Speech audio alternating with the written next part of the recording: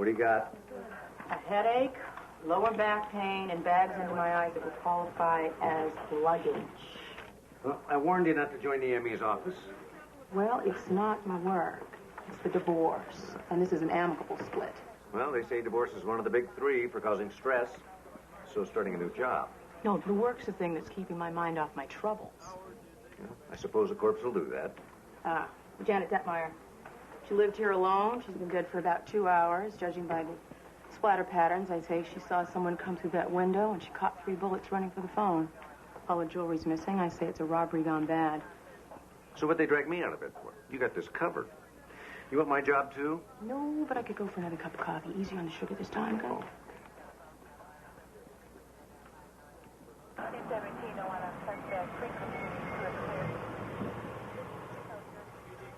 Councilman Watson show up yet? This early on a Saturday? He likes big-ticket murders. Weekdays, 9 to 5. No sound bites here. It's his wife in the body bag.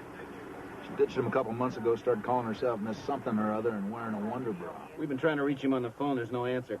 We're headed over there now. Let's go.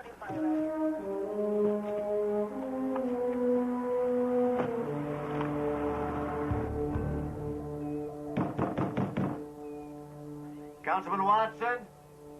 It's the police. I'll look around. How long are we going to stand around out here making noise? You got a better idea? We go in.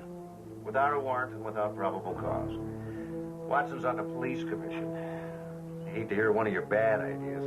Hey, you want to see this?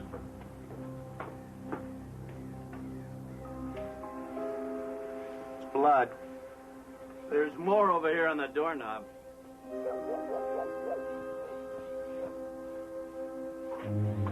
Maybe we ought to knock louder this time.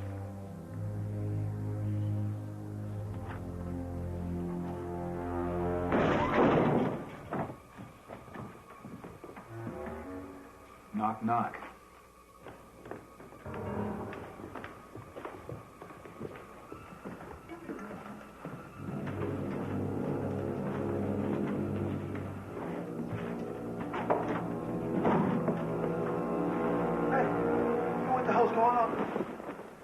Who are you?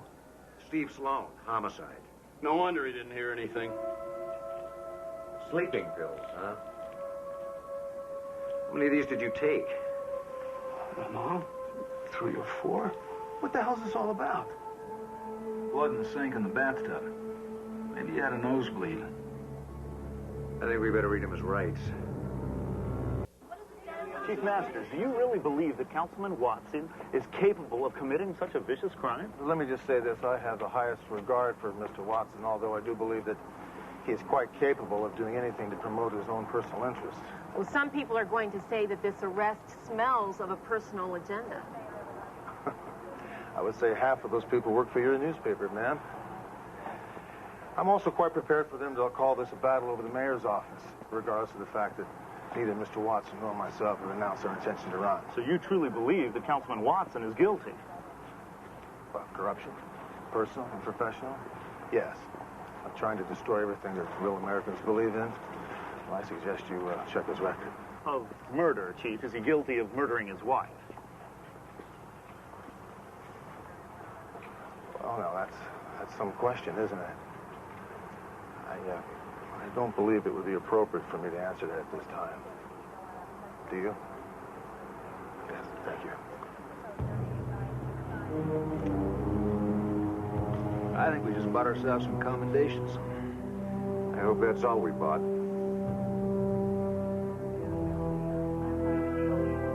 You know me, Mark. Do you honestly believe I could do what they're saying? You've been my patient for a long time, Matt, but Steve's my son, and he's a good cop. He's one of the few. I have to tell you, Matt, he believes you're guilty. As he should, based on the evidence. I've had a very public and very bitter separation from Janet, and there was blood all over my house, but I did not put it there. Who did? There could have been 50 people marching through my house for all I know. I went to bed at 8 and didn't wake up until I was being arrested, thanks to the tranquilizers you prescribed. First decent night's sleep I had since the separation. You know, Steve was right there, Matt. And if he had seen evidence being planted, he would expose it. If he saw it, the officer who found the blood was Tony Stang. My commission on police brutality named him one of the 12 worst cops on the force and urged his immediate termination. Masters ignored the recommendation, of course. It's hard for me to believe, Matt, that police officers will let a murderer go and frame an innocent man just to silence a critic. How about to protect a corrupt power structure from the one man who stands a chance of bringing it down? Thank you for seeing me, Captain Pike. I just talked to Matthew Watson. And he told you he was being framed. He makes a strong argument. Go ahead, Doctor. Follow that thought wherever it takes you. Well, I just want to rule out the possibility that what Watson's saying is true. Don't we all? If you do find anything odd, I'd appreciate it if you'd come to me before the press. Of course. There was only one officer at the councilman's home that was also at the crime scene. And he's going to take the biggest fall. I know.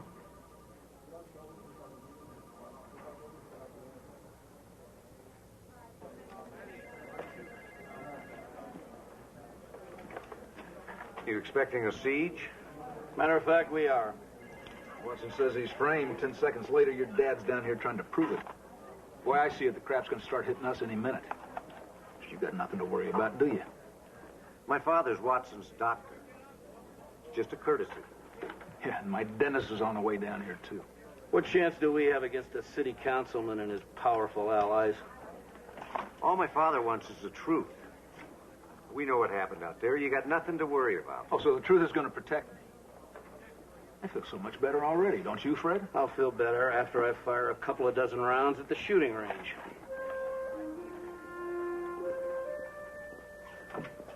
Reminds you, old man, who the good guys are, huh? We're the ones wearing the badges.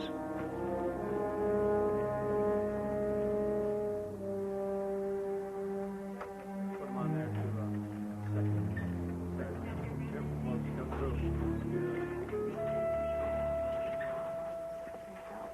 Wow. Hey, I had no idea so many people got killed in L.A. Well, they're not all murders, Jesse. Some of them are accidents, some of them are deaths by undetermined causes, some are Burn victims or parachutes that didn't open. drowning victims, people at sea for days before they wash up on the beach. Please remind me to never do that again. Jesse, I'm sure you're not down at my lab for a tour. What's up? Actually, Mark sent me here to get the workup on Janet Watson. No mystery there. Cause of death was a .38 caliber bullet, which punctured her aorta. Huh. What about a tox screen? Nothing unusual, just trace amounts of acetaminophen and pseudoephedrine hydrochloride. Cold medicine. Did you find anything that could possibly clear Councilman Watson? No, but I may have found something that could convict him. That was definitely Janet Watson's blood all over his house.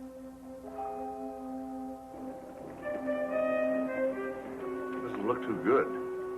I don't think I've ever seen an exercise bike like this before. You can ride 7,000 different routes all over the world. You still in France? No, past the border about 3 miles back. Just outside of Gstaad now. Look out! Oh, where you been? Nowhere as exotic. I've been backtracking Janet's movements for the past 24 hours. She was home all day except for a trip to the drugstore for some cold medicine. Maybe she was followed by one of those home invasion guys. Mm-hmm. And maybe space aliens came to take her back to the mothership. No, they use phasers, not bullets. Whoa! My point is, any theory is possible. Right now, all of our proof points to Councilman Watson. He's not helping himself by refusing to talk to the police. Except to say that he's innocent.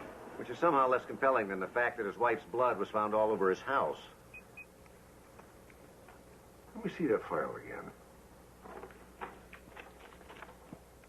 I think we may have missed something.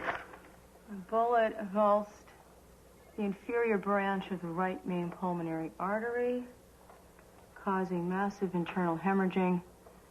Death. That's it for you, Mr. Fitz. Who's next? He's the last one. There are no more bodies? What about the 5-car pileup? You cleared that up before lunch. Well, let's do them again. Maybe we missed something. That's what we did after lunch. Well, let's fill out the report on that drowning victim. Done. I think we've waited long enough to order those supplies. Let's get down to it. I got down to it this morning. My, aren't we efficient? I have to be to keep up with you, Dr. Bentley. Do you mind if I go? I've got a date with the guy in radiology. Oh, no, you go. You have a good time. I'm going to stick around here. I'm going to finish up, stuff.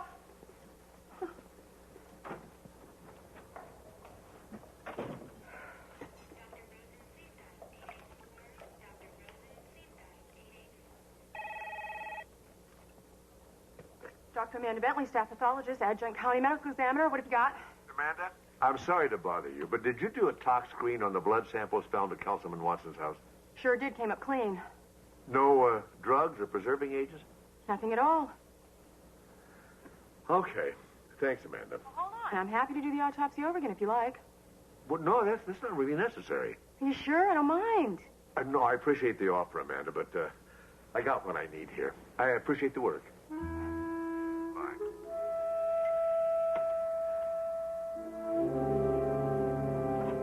You wanted to see me? Sit down, Detective. You here to check my hemorrhoids? Is there something I don't know? I said sit down.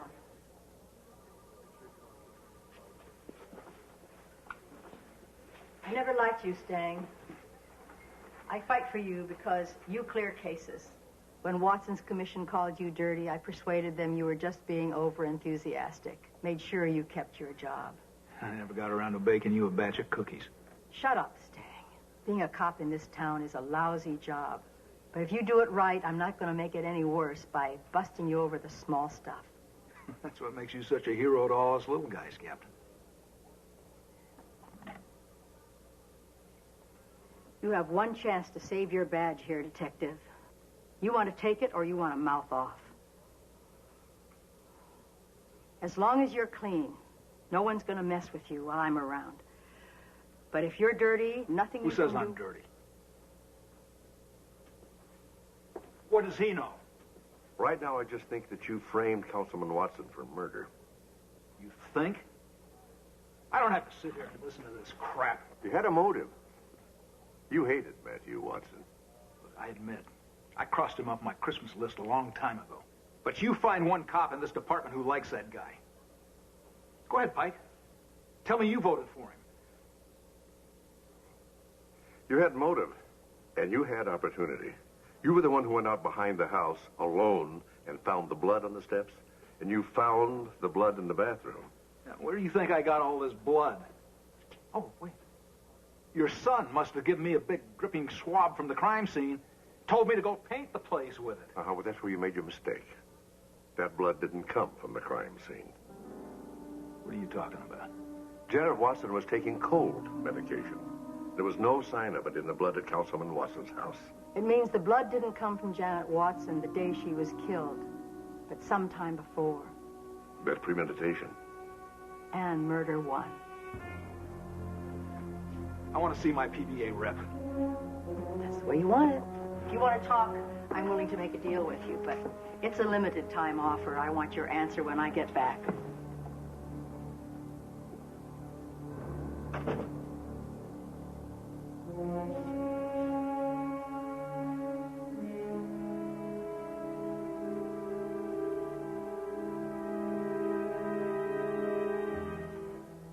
There goes my career and my pension. You didn't frame Watson, he did. You think that makes a difference? I was his partner. He goes down, so do I.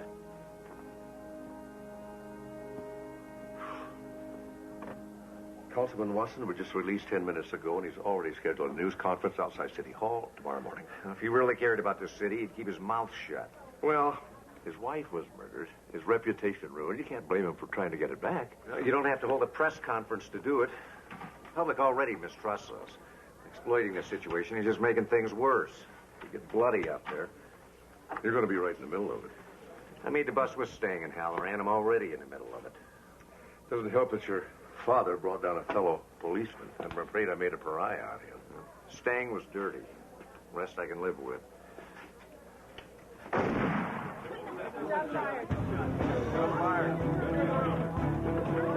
It's locked.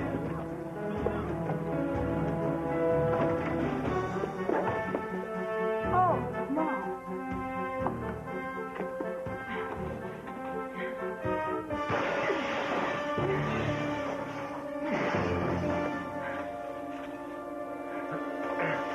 At the door.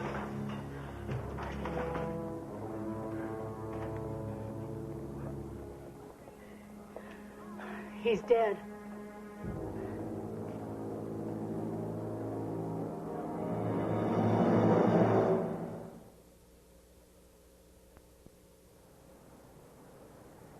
You couldn't have known what he'd do. I shouldn't have left him alone. He was a cop. There was no other choice. Maybe. Where the hell did he get the gun? Could have been his throwdown weapon. He kept it in an ankle holster. Never know when you might shoot an unarmed suspect and need a weapon to plant on him. Guns have a habit of disappearing even if they're there. You've been on the streets, you know that. Get Stang's gun down to ballistics. And spread the word that any officer in my precinct carrying a second weapon better lose it today. Dismissed.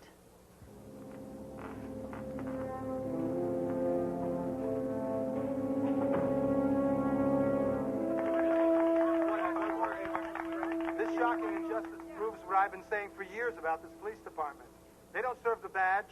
They don't serve the community. They don't serve the law. They serve chief masters and his personal agenda. So we demand the chief's immediate resignation and an in-depth reinvestigation of every case Detective Stang worked during his long and deplorable career. Steve is right that kind of rhetoric can cause war in the streets. I hate to say it, Mark, but the councilman has a point, and you helped prove it. The police framed them. You know, there's too many questions unanswered to just leave it as Stang's suicide. Who killed Janet Watson? Where did Stang get Janet's blood? I may have a lead on that. After Stang's suicide, I reopened the autopsy of Janet Watson, and I discovered a nearly healed puncture in the crook of her arm, which would be consistent with someone drawing blood. So I called a family doctor, and he said he hadn't seen her in months. Well, maybe she gave blood. I can go down to the local blood bank and see if she made a donation recently. Oh, that is a good idea. Can you get on it this afternoon? Yeah, but you know, there's still one thing I don't understand. If Stang murdered her, why didn't he just use blood from the scene? There's only one reason I can think of.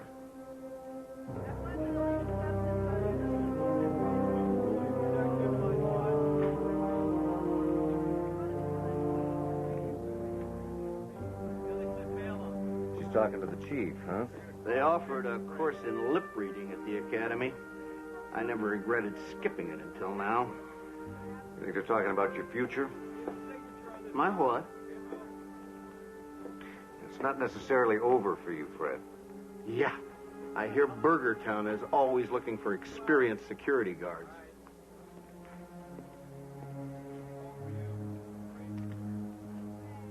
And that's the way I feel about that, Captain.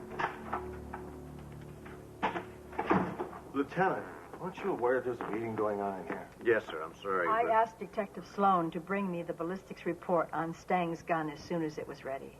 I see. Yes, may I? Thank you. Have you seen this? Yes, sir. It appears that Stang's gun was the same weapon used to kill Janet Watson. I can't believe it. Who else knows about this? No one, sir. The techs didn't know whose gun they were testing. Good. Let's keep it that way. Are you thinking of trying to bury this? I mean, if Stang really murdered Janet Watson, then we have a case. Captain, this is an ongoing police investigation. We will announce the results when we have the entire truth. Word gets out. It always does. And then we look as if we have something to hide. Lieutenant, when Officer Stang entered Councilman Watson's house, where were you? Right next to him, sir. And who made the actual arrest? I did. And who was in charge of the ballistics report on Officer Stang's gun?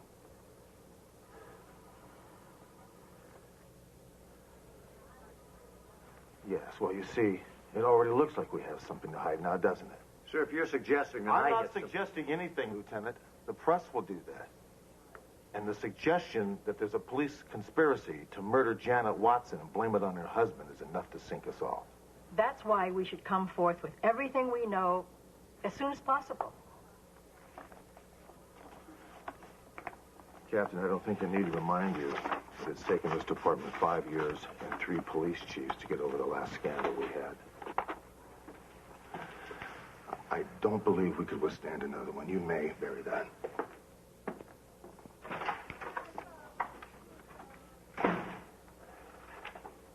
They never learn. Captain? It's not the crime that brings you down. It's the cover-up. And we're right in the middle. But maybe we can get out. We can't release the ballistics report. Not against the chief's explicit order. If we can get independent evidence confirming our suspicions. Get us a search warrant for Stang's apartment. And, Steve, do it quietly.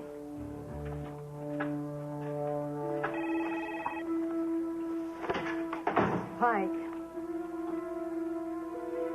Dr. Sloan is where? Dr. Sloan. Hi. What are you doing in here? Well, yeah, I have found that if I revisit the scene of a crime, sometimes I can get a fresh perspective on things. Then shouldn't you be over at Janet Watson's house? Well, we pretty well know what happened over there. What we don't know is what happened right here. Stang jammed the door shut and blew the back of his head off. What if he didn't? Are you suggesting he was murdered? I'm suggesting the possibility. Well, even if we forget that he was holding the gun that killed Janet Watson and that his hand had powder burns, the door was jammed shut from the inside, the windows are barred, and the mirror wasn't broken until I threw a chair through it. I know. But consider this. Janet Watson gave blood at a City Hall blood drive 3 days ago. Now the bag's disappeared. But if Stang killed Janet Watson, why would he bother to take a bag of blood that was drawn 3 days before? Oh, that's why you think someone else is involved. Someone afraid that Stang might talk. Mm-hmm. Now, let's just assume for the moment that that's how it actually happened. How could it have been done? Well, the killer would come in, pull his gun, and off Stang, put the gun in his hand, and jam a chair under the doorknob with about 10 seconds to get out. But how? Look at these iron bars over here. They're all rusty. Even the lock's rusty. But look closely at the lock there. All the rust is gone right around the loop. Means it's been opened recently. Mm-hmm. Damn. Who are the keys to that lock kept? In the desk sergeant's drawer. We haven't checked for prints, but it's probably a waste of time. Who knows about those keys? Every cop in the precinct, in case of a fire or some other emergency. There's just one big problem with your theory. There was no time between the sound of the gunshot and us breaking into the room for the killer to get away. We are assuming that the gunshot we heard was the shot that killed Stang. What if it wasn't? What if the killer used a silencer to shoot Stang, put the weapon in his hand, escaped through that barred window, climbed in a nearby room, and safely away from the crime scene, used another gun to fire off a blank, and that's the shot that we heard? Well, that makes sense. But how do you explain the powder burns on Stang's hand? Stang and Halloran went to the shooting range a couple hours before he was killed. And there must have been 50 cops there who saw him and saw an opportunity. What happened to that search warrant on Stang's place? It's right here, Captain. Let's go, Lieutenant. Captain, I've got something. It's the Red Cross bag containing Janet Watson's blood. Found it out in the trash. Good work. What have you got? Trouble for all of us. I found it taped under the drawer. It's a police intelligence file on Councilman Watson. It's from the chief's office.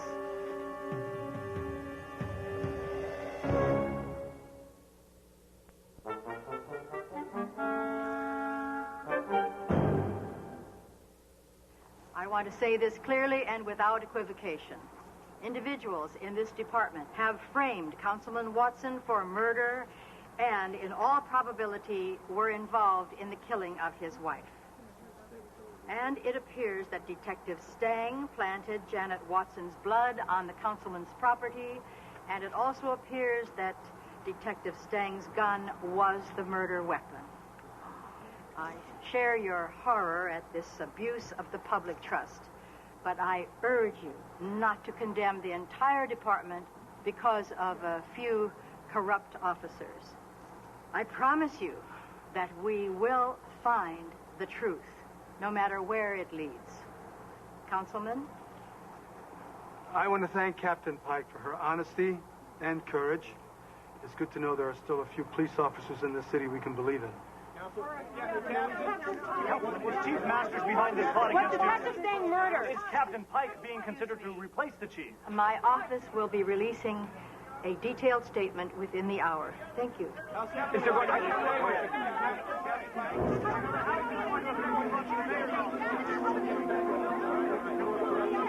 you all right? Oh, I feel terrible. How long has his arm been twitching like that? Oh, about a couple of hours. It's just nerves.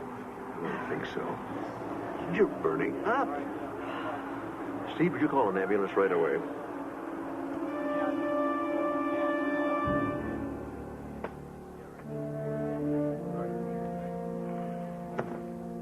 Still think I got a future here?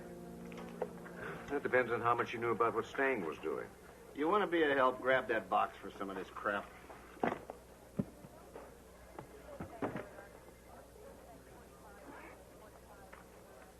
Long Beach Refinery standoff.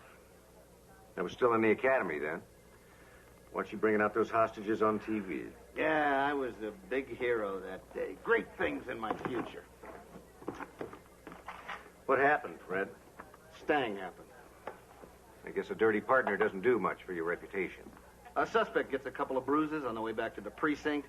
A gun gets dropped at the shooting scene. Doesn't matter which partner did it. You're a team. You could have said something. Right. That's not the department way, is it? We don't talk, we take action. What are you getting at? Stang didn't kill himself. Yeah, that didn't seem much like his style. Oh, you think I look good for popping him, huh? You were the first one at the interrogation room door. I had to go to the can. The door was locked. I was waiting outside. As a crack detective, you must have observed that the interrogation is right next door to the bathroom. That's your story? You got motive, you got opportunity. Go ahead, cuff me. What the hell do I care?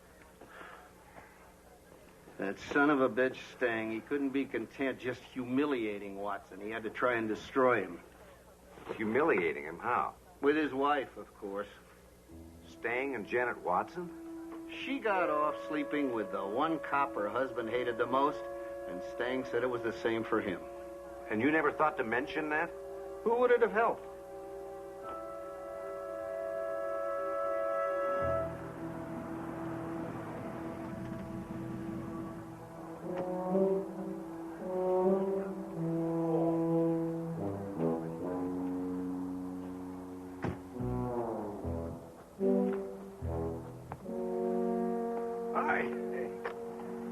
The bike tour's been treating you well. Pedaling the green hills of Africa. Try the steep hills of Spain. I'd like to. Think I can get a flight today? Well, I came by to see how you were doing. Now I know. Saying things getting to you. Oh, no, I love being despised by everyone I work with. You remember back in college, you found out the quarterback was getting the test questions early? And I let you convince me to go to the administration. You took a lot of heat back then. Came out all right. I got cut from the squad. My car got torched in a parking lot, and I couldn't get a date my entire junior year. Well, yeah, but I mean, you saw a wrong, and you made it right. I mean, that's what's important. Especially if you ignore the fact that the quarterback got drafted by the pros, the coach re-upped with a huge raise, and they expelled some poor grad student who got blamed for the whole thing. I could have sworn there was a life's lesson in there somewhere. The guilty were rewarded, the innocent were punished, and I got shafted. Okay, the football story is a bad example. No, I think it's pretty much dead on. You know, I hate myself for even thinking this, but in a way, everybody would have been better off if you'd never proven the blood was planted. Well, except for Matthew Watson, who'd be facing a death penalty for a crime he didn't commit. And what a loss that would be. But I told you I hated myself. We're talking about bringing down the chief of police here. You know it's the right thing to do. So is exposing the quarterback. So why is he making $14 million a year and I'm checking to see if my car's on fire yet? You remember back in high school when you got caught cheating on exams? I got away with that, Dad. You never told me that.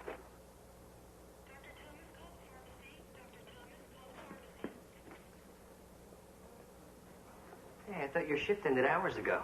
Oh, it did. I just have a lot of work to do, Jesse. I'm sure it's nothing that can't wait. They're dead. They'll be dead tomorrow. You want to go home and see CJ before he goes to bed? CJ's with Colin this week.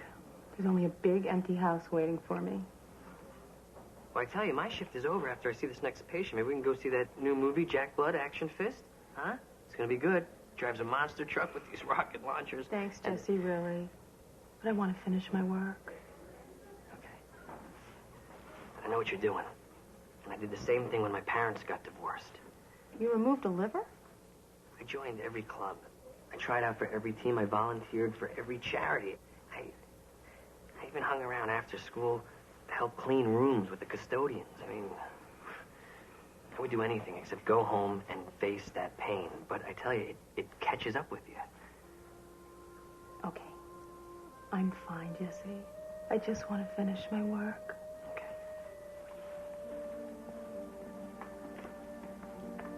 Hey, but I'll still save a seat for you at Action Fist. Thanks.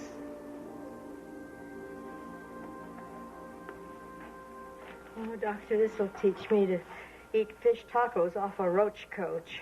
Well, that's a good rule to keep in mind, but your condition actually has nothing to do with food poisoning. What then?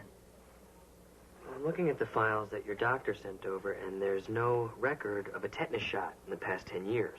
We've started aggressive treatment, and I think that we caught it early enough that with a little luck, you'll be out of here in a day or two. What if I'm not lucky, Doctor? Let's not worry about that until we have to, okay? Just get some rest. Why don't you continue IBD 5W, half normal, safe? Mike, what the hell are you thinking? Sir, this really isn't a good time. Yes. Let me remind you who the chief of police is here, and it's not you. And by the way, I will decide what goes public. No one else. You understand that? I don't let suspects in a homicide dictate how I handle an investigation. Oh, so we're playing politics, are we? Let me ask you a question. What kind of an arrangement did you make with Mr. Watson? You wanted the ballistics report on Stang's gun suppressed. Steve and I found an intelligence file on Watson from your office at Stang's place. You added up. You don't see how you're being played by this bastard, do you? You don't see that all you're doing is tearing down the police department so he can become mayor? I'm doing my job. Yes, I can see that. Oh. And Lieutenant Sloan, may I be the first to congratulate you. You see, when or if Miss Pike becomes chief, what's that going to make you?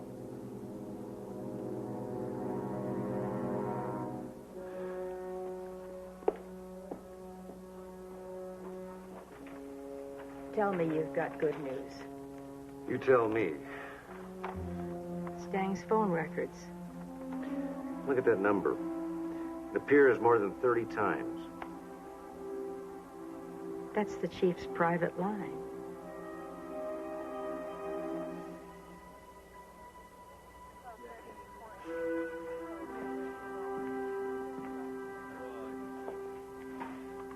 Chief? We have to talk.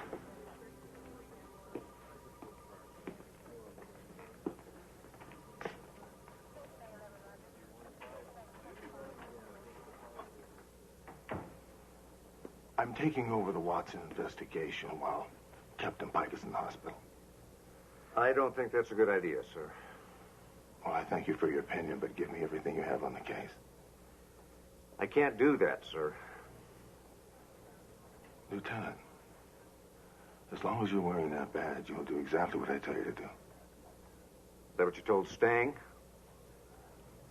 Give me your files and your notes right now.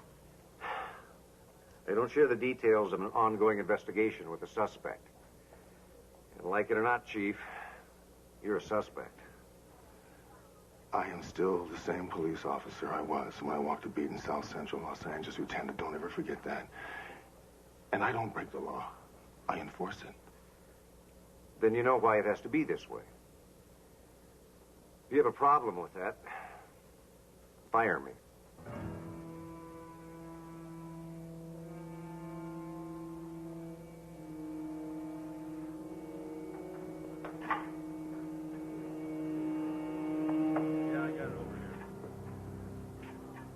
You had better hope this turns out the way you think it's going to. Because when it's all over with, I'll be standing. The question is, will you?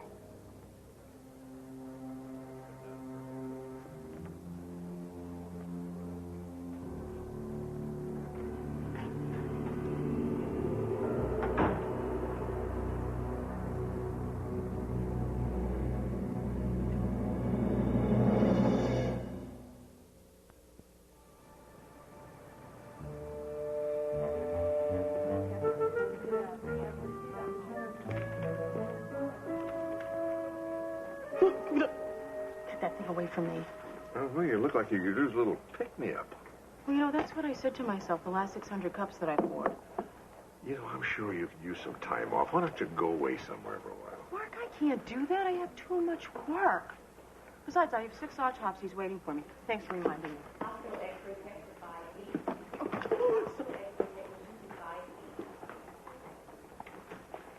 She's working too hard.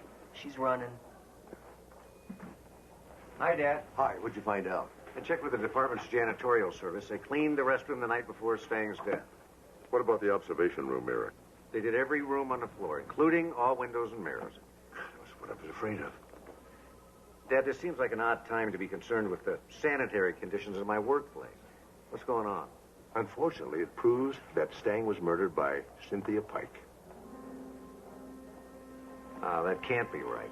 You remember how Captain Pike got into the interrogation room?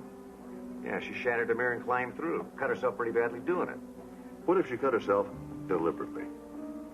Why? To hide the fact that she had already cut herself on those rusty iron bars.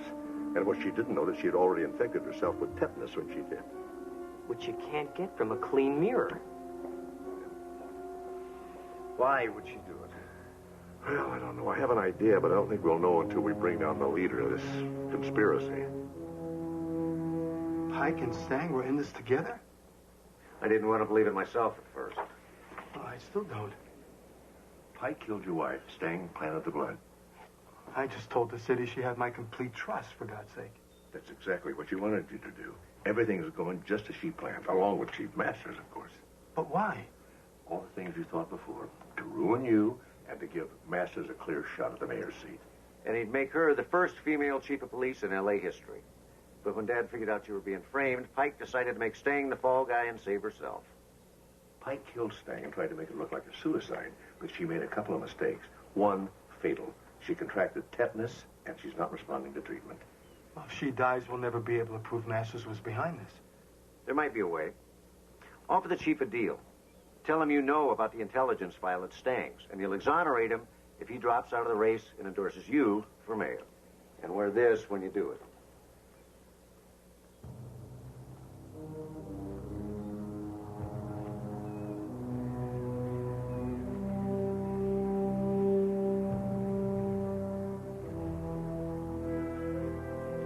What's the matter? Couldn't find any good empty warehouses or abandoned amusement parks? Why am I here? Because the next time we meet, I'll be wearing this. I'll offer to make you a deal, on tape, that will implicate you in my wife's death in the plot to frame me. It's your last chance to save yourself. Councilman Watson, you may eavesdrop on every one of my conversations till the day I drop dead. It's not going to do you any good because we both know I had nothing to do with this. It sure looks like you did. That'd be enough to ruin you. Unless I help you out. So tomorrow we can put on an act that'll clear you and put all the blame on Pike and Stang. And what do I have to do? Forget about a couple of your parking tickets? No, I want you to drop out of the race. Endorse me and use your resources on my behalf while I'm in office. And how will you explain what's happened?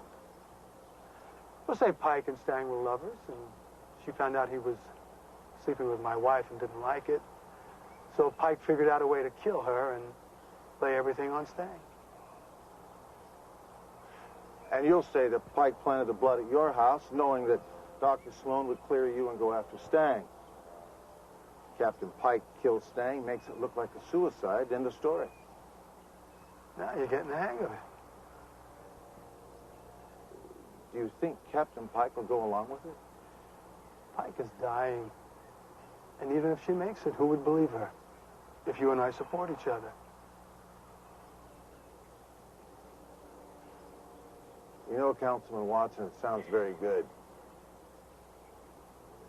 I bet it even sounds better on tape.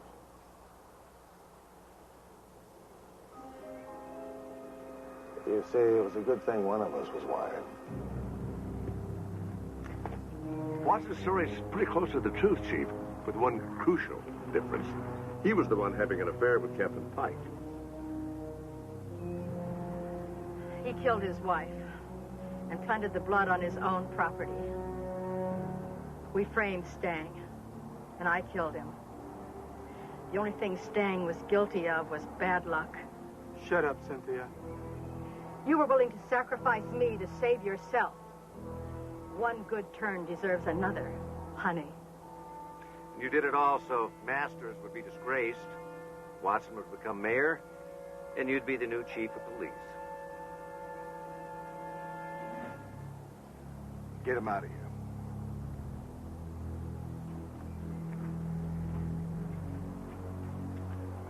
Officer Halloran, I'm very sorry about what's happened to you. I'll make it right.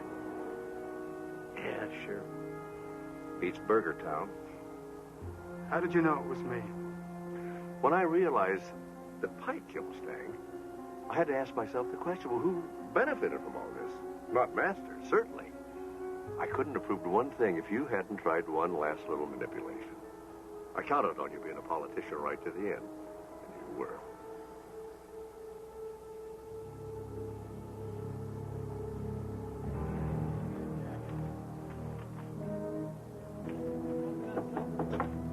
You wanted to see me, sir? Yes, Lieutenant, I do. Come in. Would you please excuse us for a moment? Yes, sir. Thank you.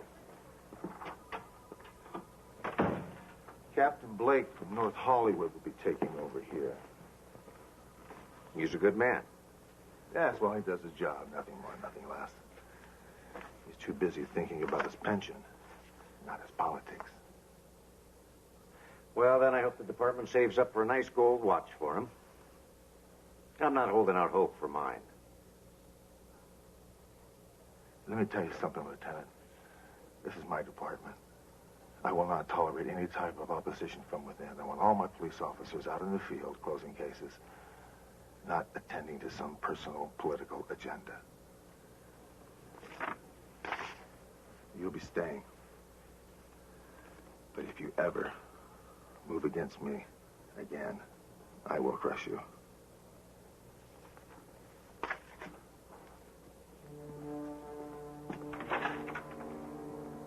Lieutenant. That was very good police work.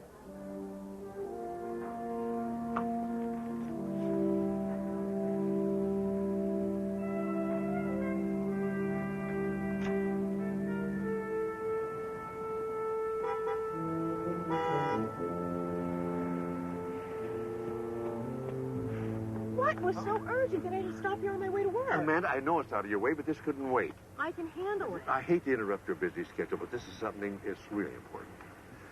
I just found out that Dr. Hugo Arbuthnot, the famed forensic anthropologist, is giving a demonstration of his new technique for reconstructing human skulls out of bone shards. You got to see it. That's great. When, where? I'll go. Well, here's the hard part. It's in Hawaii in 7 hours. Here's your plane ticket. Here's your reservation. I am really sorry, Amanda. Well, it's no problem. It's a 5-hour flight that gives me 2 hours to situate CJ with my mom. I'm on my way. Oh, See you I sure later. appreciate it. Thanks. Okay. See you later. Bye. Bye. Come on, move it out of my way. What do you think she'll do when she gets there and finds out there's no Dr. Arbuthnot? No demonstration. I hope she just laughs it off and finds herself a nice little spot on the beach. If she doesn't, We got 7 hours to come up with a plan.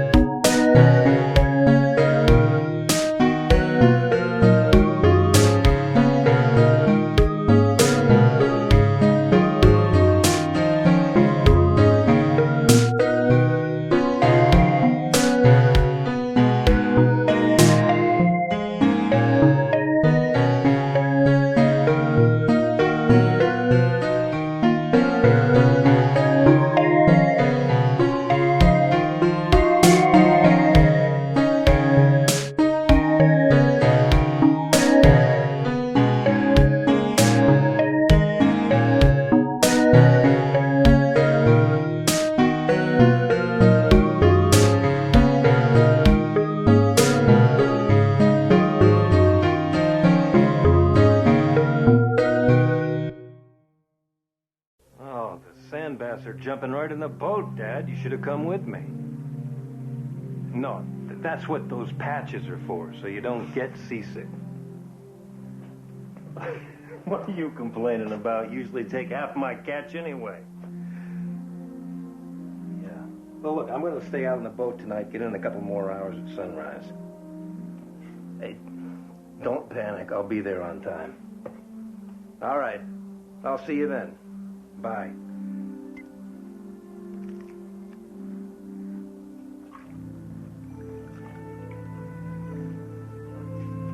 You know what time it is? Doesn't matter. I'm covered for the whole night. It's after midnight. It's my birthday. I'm 18. Happy birthday. It means I'm a woman. Oh. Listen, you've been a woman for a long time. It's nice. What I mean is I'm an adult. Publicly and legally. Which means we can be too. Allison. You always said someday. This is the perfect someday. Listen. The reasons for keeping quiet haven't changed. They have after tonight. We have every right to stand up together for the whole world to see. Can you imagine what they'll say? I'll drop out of stupid Princeton and we can be together all the time. It's not like you're married or anything. Ow, ow! That hurts. Sorry. I'll be the perfect hostess for all your dinner parties. All those balls, all those fancy clothes. People will be green with envy at what a perfect couple we'll make.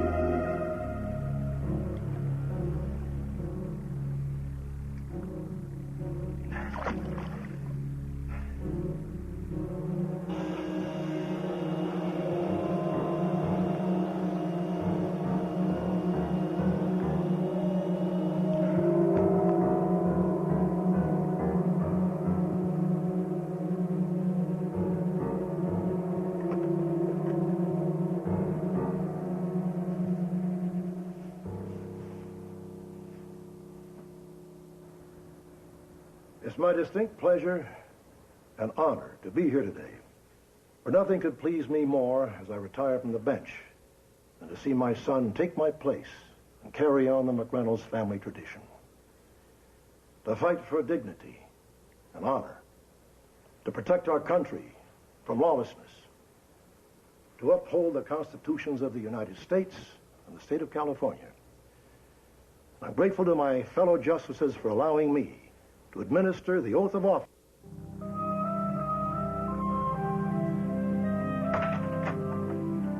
Hi. Nice sign. Yeah, we should have been around when they were scraping the old one off. Fingernails on the blackboard? No, more like a Bela Lugosi film. You had the body on the table, the screeching noises in the hall. Are you sure you want to be the assistant medical examiner? Absolutely. I love it. Except for the paperwork. Found water in the girl's lungs, along with ammonium hydroxide, cetyl alcohol, sodium bicarbonate, mineral oil, dimethic... Okay, hair dye and bubble bath. And it's definitely a homicide? Absolutely. The bruising on her shoulders indicates the killer held her down something like this. I get it. Is she really Jeffrey Porter's daughter? Oh, yeah. Teenage daughter of media mogul dies in no-name motel. These are the ones I lived for. Nice to know your life's so fulfilling.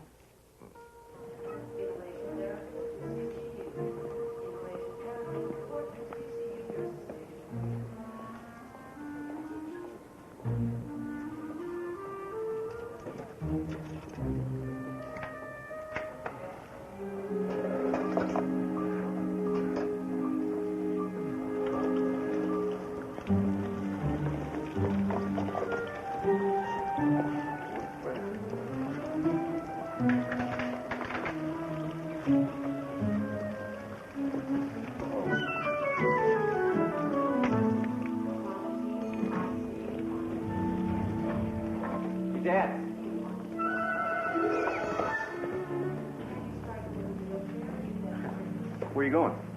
Well, my body's headed for ER. I don't know where the rest of me is going. Stayed up late watching Red Tide. No, you should have seen it. It looked like every wave was lit up from the inside.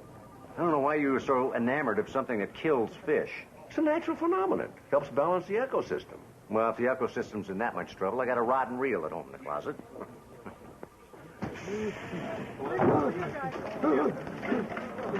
What do you got? We got a male, late 40s, known heroin user, hypertensive tachycardia from probable drug overdose. BP is 180 over 100, pulse 130. Hey, it looks like somebody cut his new supply with PCP or cocaine.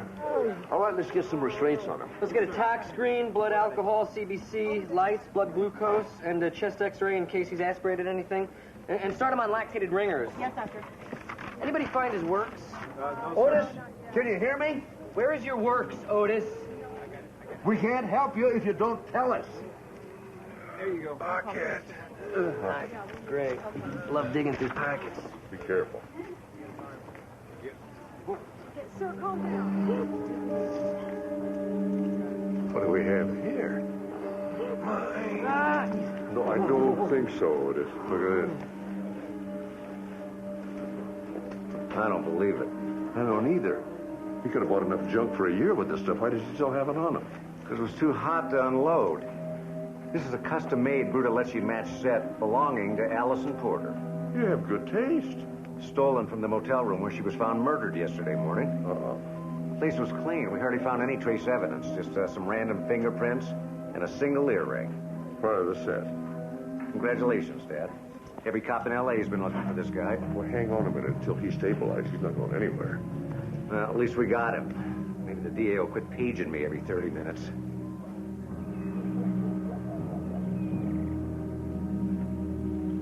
Detective Sloan. Good to see you. Mr. District Attorney? I wanted to congratulate you personally on behalf of my friends the Porters for your fine work.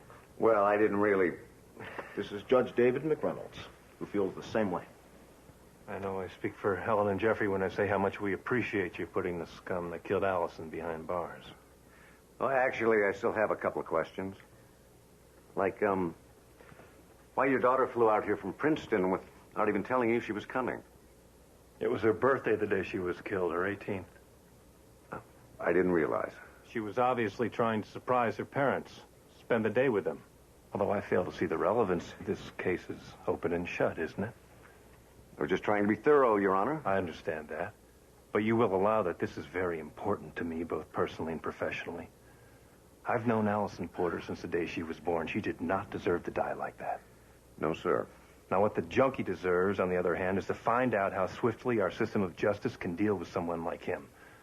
The sooner he's on death row, the better off our society will be.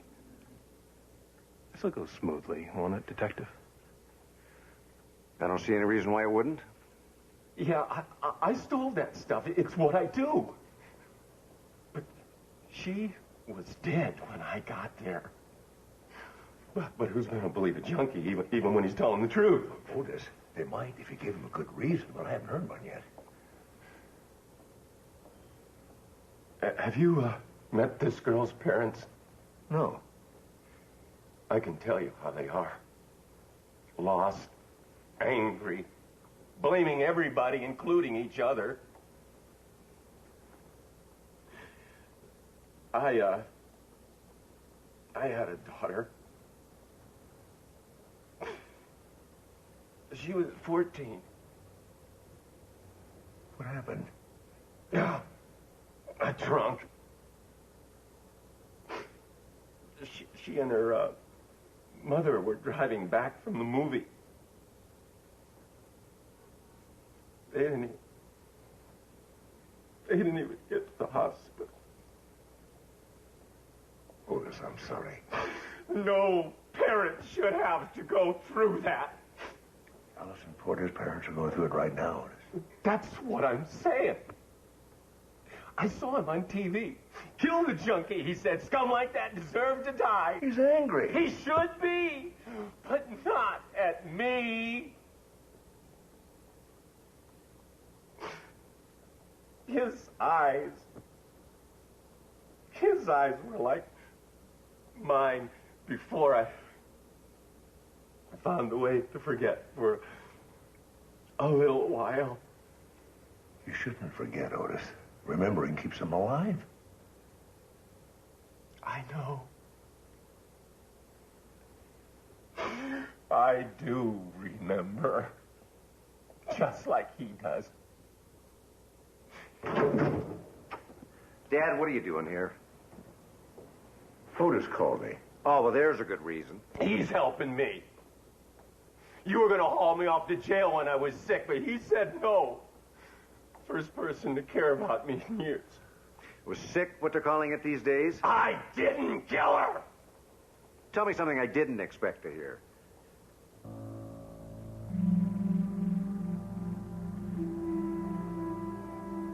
I am not so sure Otis did it. What are you getting at, Dad? Look, if you're sitting in a tub and somebody walks right in on you, you're going to jump up and try to fight him off. Allison's body should have been bruised, and it's not, just her shoulders.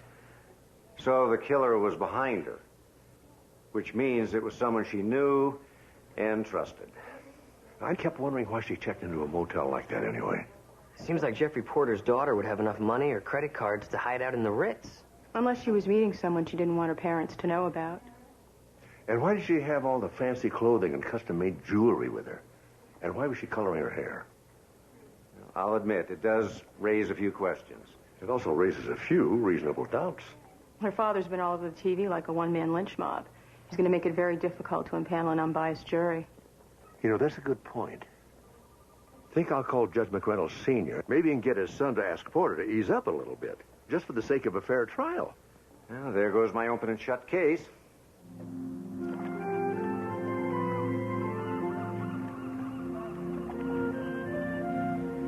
Dr. Sloan, over here.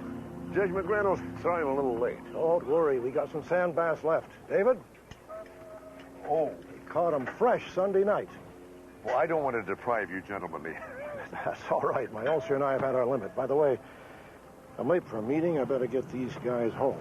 Perhaps next time our schedules won't be so crowded. I'd like that, Judge. Why, you're not required to eat them, Dr. Sloan.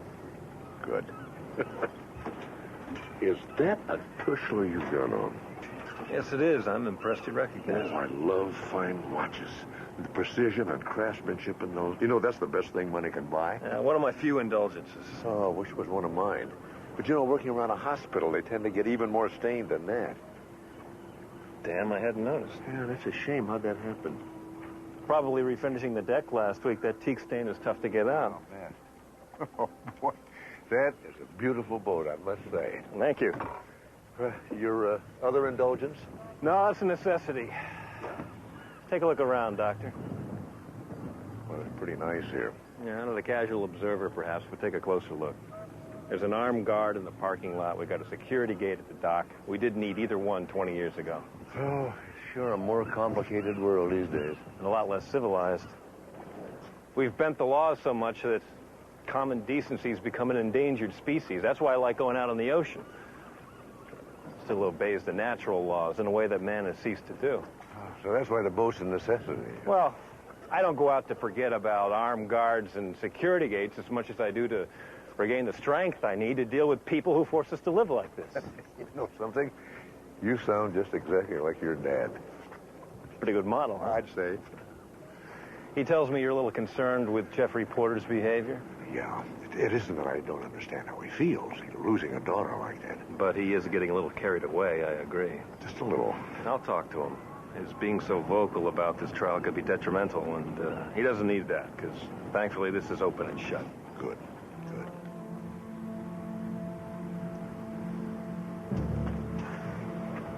So you didn't find anything, right? A lot of dead fish. Good. And a lot more questions. Not good. David McReynolds is hiding something, and I don't know what. But I know one thing for certain. Otis didn't kill Allison Porter.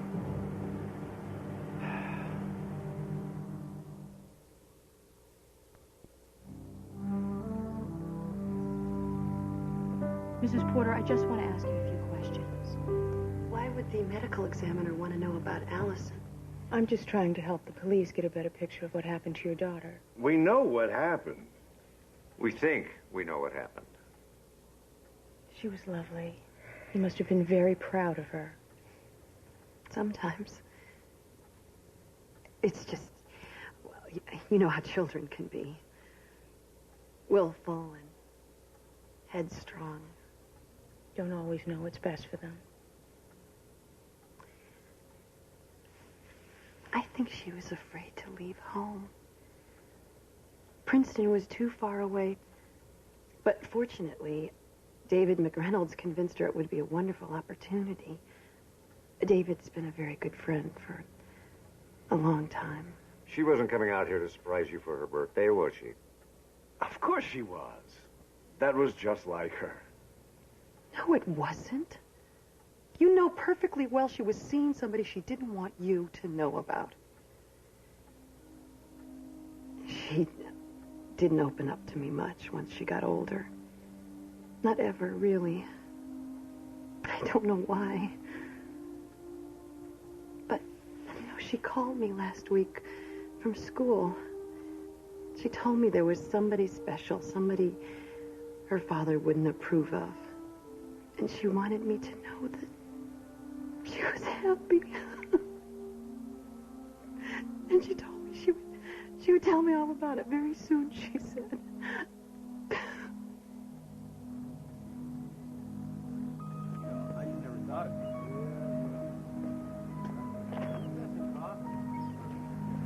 Judge McReynolds, hi. Well, hey, Dr. Sloan, you startled me. Oh, I'm sorry.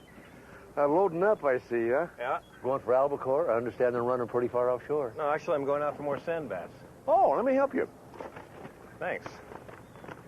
Not that I'm not pleased to see you, but is there a reason for this visit? Well, yeah, actually, there is. You know, I was a little worried that you and your dad might have gotten sick from that sand bath the other day. Whatever for? Well, there was a red tide running on Sunday night, and, you know, they say... Oh. It locks automatically. I've got to re-enter my code to get it open. Sorry, I didn't know. It's all right. Just put your bags down. I'll take the rest of the stuff down myself. Okay. So anyway, you know, fish caught during a red tide can be a little bit toxic, and I thought I'd better check. Good system. Oh, I should have left that open. It's all right. So neither one of you got sick, I understand, huh? No reason we should have. I was fishing out beyond the red tide. Oh, of course. Yeah, anyone who fishes the bay knows to be careful about that. My son says I worry about people too much. Occupational hazard, I guess. No problem.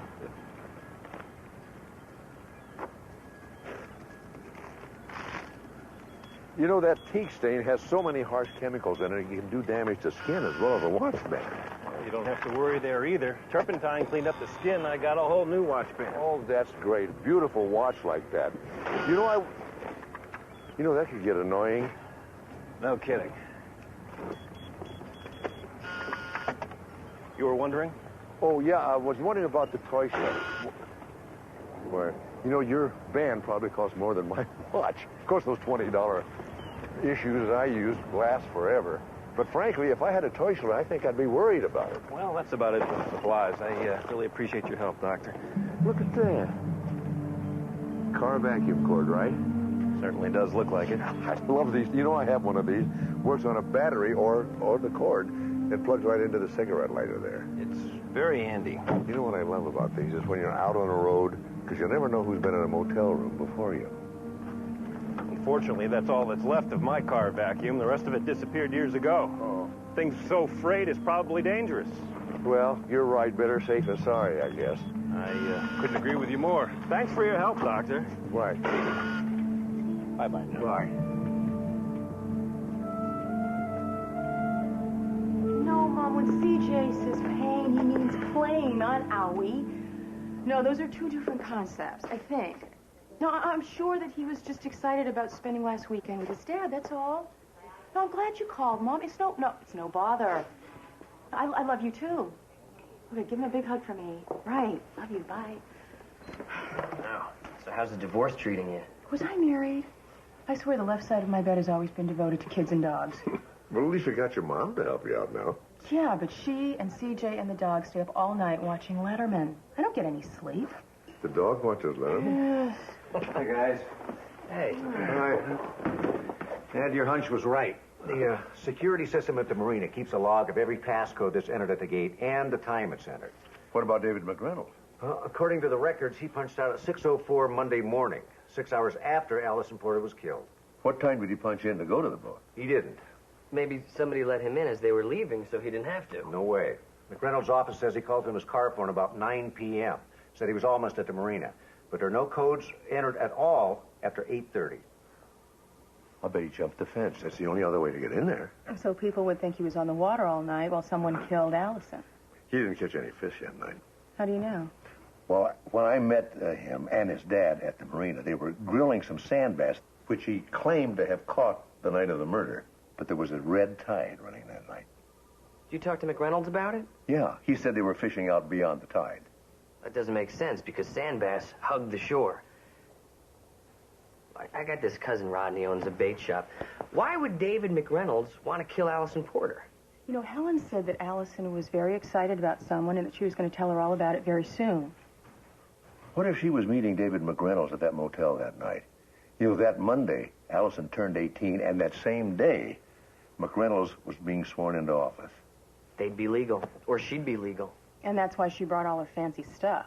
Yeah, so she could attend the swearing-in ceremony and make their relationship public. And destroy McReynolds' career. Don't tell me something else is bothering you, Dad. Well, the other day I noticed he had a dark stain on his watch band. He said he got it from refinishing the teak on his boat, but I looked. The trim on that teak was light. You said the stain was dark. About the same color Allison was doing her hair. Well, he could have gotten the stain when he pushed her under the water. And then he cleaned up that motel room with a car vacuum. What car vacuum? I found a car vacuum cord in the trunk. Of course, it's probably in the bottom of the bay now, along with the car vacuum and the watch band. There's enough to bring him in for questioning. This is going to get ugly.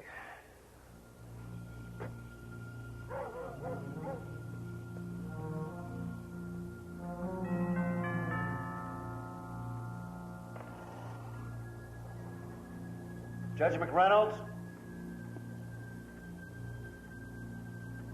Judge McReynolds, it's Detective Steve Sloan. Are you here?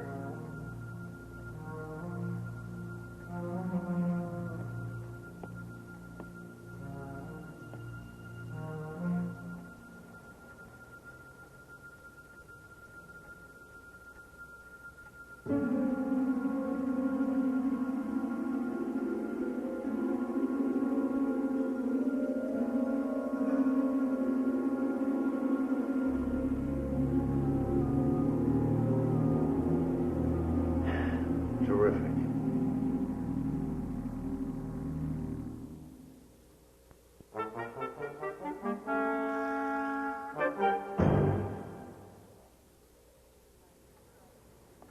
I don't believe this. This man has been a state Supreme Court justice less than a week. This is a tragedy. We needed more judges like him. Consistent, forthright, honest. Yeah, right. Fact is, I kind of like them. Just wish he'd gotten himself killed in Sacramento. Okay, so what do we got? Gunshot wound to the base of the skull. Typical execution-style shooting. And we can assume that .38 is the murder weapon? Probably. McReynolds has got guns all over the house. My guess is the killer knew that. He picked one, shot him, and wiped the prints. Then left it here, knowing this was the only place we could trace it back to. Just as effective as pitching it in the ocean. And there's no sign of a break-in? Either he didn't hear his killer walk up behind him, or he didn't think he had anything to fear. My guess would be the dinner guest. So he knew this killer? I'll have the ME run the stomach contents and get the lab to run tests on all the tableware and leftover food. Sir, no one's allowed. Judge Peter McReynolds, let me through. Oh, God, no. Your Honor, you shouldn't be here. It's my son. Get out of the way. Sir, please, there's nothing you can do. They called, I came. I didn't say why. I didn't say who.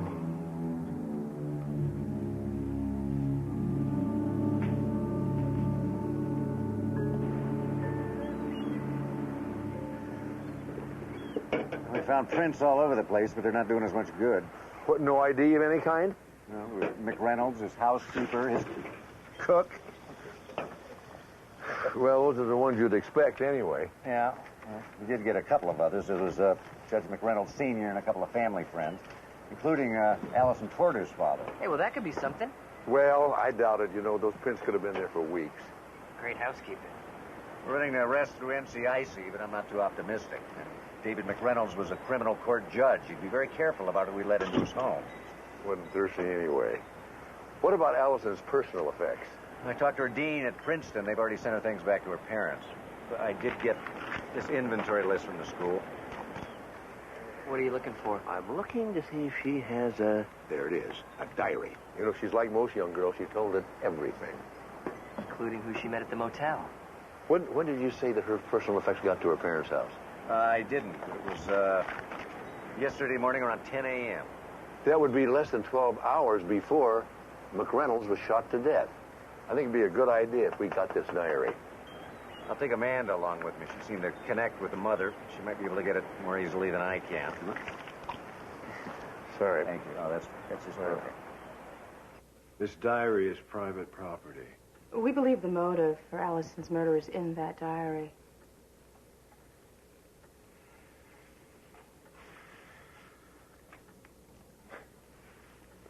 The final entry, Saturday night.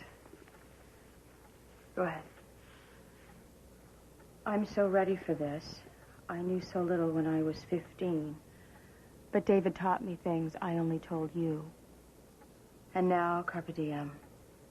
I go home tomorrow to seize my destiny at David's side. Where I belong. Started 3 years ago. How long have you known? Since yesterday, when I read the diary. Helen was right. I didn't know my daughter.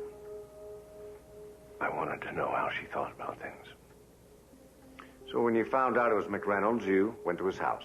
As any father would. Tell them the truth. You were worried about yourself, not about Allison. That's all you've ever worried about. Whether we would embarrass you. Whether David would embarrass you. What happened at McReynolds' house? We had a private conversation. The man had been sexually molesting your daughter for years. I know I'd want to kill him. You don't get to my position by indulging personal desires, no matter how deeply felt. So McReynolds survived your private conversation, then what? I did what I always do when I'm angry. Drove along Pacific Coast Highway for a few hours. Alone. Anyone see you? If they did, I'm sure you'll find them. We will.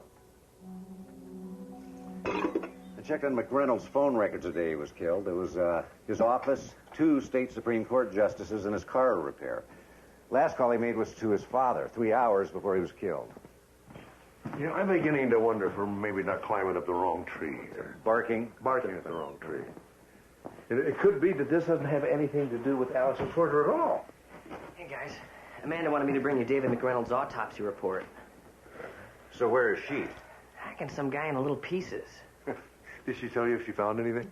Nah, nothing remarkable. Although she did find pancrelipase in his gastric system. Synthetic pancreatic enzyme. Yeah, she talked to his doctor. It turns out that he's had pancreatic insufficiency his entire life. Well, what do you know? Hey, you also got a call from Otis's public defender. She says that Porter has gone ballistic again. Says that he's pressuring the DA into pressuring her, into pressuring Otis into copping a plea. Forgotten about poor Otis. You know, he practically got lost in this whole thing. Seems to be the way his luck runs. You know, we may just be able to change that. Your Honor, your son's phone records show that you were the last person he called. Did he say anything about who he was having dinner with that night?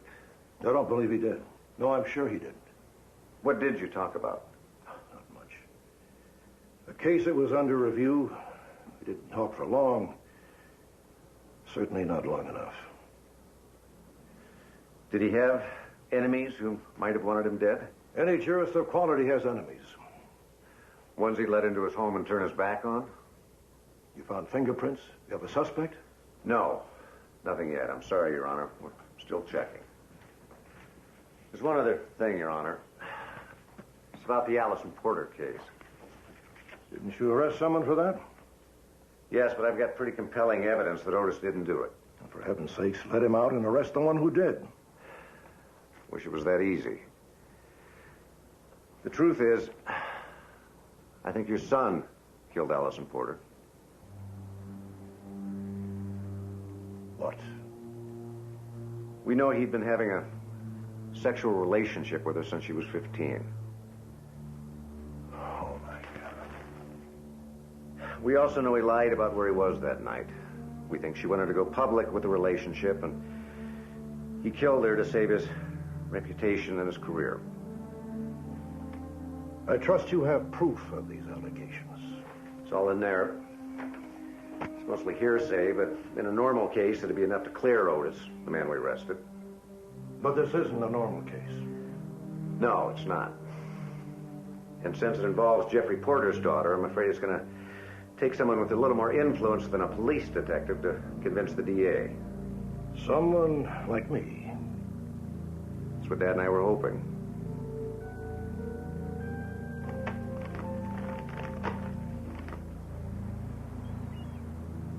All right, I got it. Thanks. I hope you turned up something, because I'll tell you, I don't know where to go next. Well, you're going to love this. The gun we thought was the murder weapon was the murder weapon. Well, you think David McReynolds was killed with his own gun. But it didn't belong to him. It's registered to Helen Porter. Allison's mother?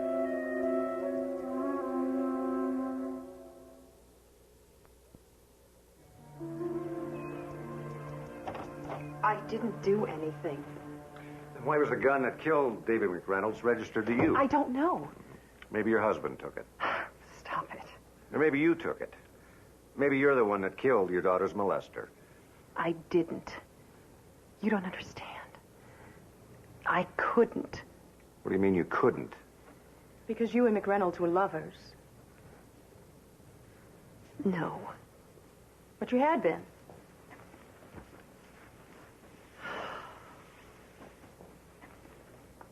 It came and went 20 years ago.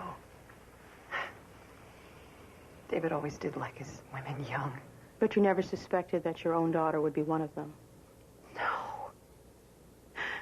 David and Jeffrey had been friends since college. David introduced us. It was his way of ending our relationship.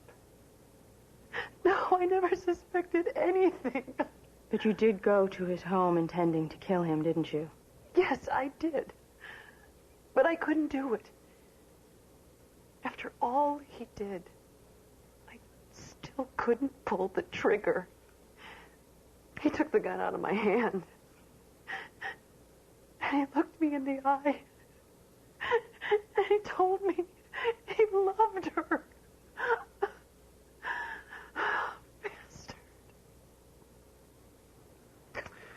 What time did you leave McReynolds? About 5 o'clock. I was at Mallory's Coffee in Brentwood until they closed at 11. If I killed him, why would I leave behind my own gun? You might have if you were proud of what you'd done. Maybe I would have been. God knows I'm ashamed of my cowardice. How did you know she and David McReynolds were lovers? It was the way she said his name the first time we were here. Actually, I didn't know. Good guess, though. You get more like Dad every day. But now, don't you give up. We haven't. All right. That was Otis. The public defender says he's got 24 hours to take involuntary manslaughter, or the DA's going to go for the death penalty. So Jeffrey Porter's at it again, huh? Oh, that man likes to get his own way. Well, he can't get his daughter back. He's taking all his grief out on Otis. Yeah, but we still don't know that he didn't take his grief out on David McReynolds, too. The guys have just got the report back on the silverware and the leftover food from McReynolds' dining room. Find anything? Yeah, they found some kind of a gelatin and powder mixed together with spilt wine on his tablecloth. And get this, it was enteric pancrelipase. You sure? Take a look for yourself. Why is that surprising? I mean, people who have pancreatitis usually line up their capsules on a table, or am I wrong? No, you're absolutely right. They have to take the missing pancreatic enzyme while they're eating so their bodies can absorb the nutrients from their food. So some wine spilled on one and melted it. But this is an enteric formula. What Amanda found in McReynolds' stomach had much less amylase. That's 2 different medications for 2 very different people. You wouldn't mix them. So then what are the odds of 2 people with pancreatic insufficiency having dinner together? Not so good. You know what this means, don't you? I know exactly what it means.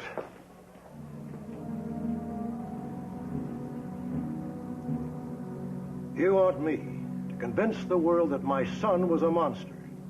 You ask too much. This isn't for me. This is for Otis. Oh, yes. The innocent junkie. Your Honor, your entire judicial career has been dedicated to upholding the law, no matter how painful it is sometimes. Your point, Doctor. Judge, someone's going to go to prison for something they didn't do. I don't think you're the kind of judge or the kind of man who's going to allow that to happen.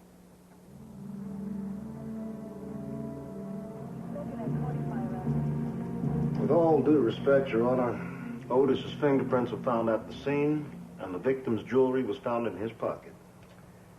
I admit the evidence is damaging, but I believe you've allowed yourself to become involved with the emotions surrounding the death of a young girl.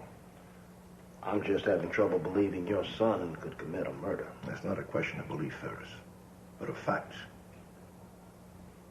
My son was a disgrace to his judicial robes. He committed murder and perpetrated the injustice of keeping it a secret. That's not what the McReynolds family has stood for. I refuse to accept that legacy. My children and I can live with the truth, but we cannot live with the knowledge that an innocent has been made to suffer. Otis is hardly an innocent. I made that argument myself. Of being a thief and an addict, which he admits he is, does not mean he's a killer. That unfortunate distinction belongs to my son. This evidence only corroborates what he confessed to me on the phone the night he was killed. Release this man, Mr. Ferris, in the name of justice. All right, Your Honor. Thank you. Thank you.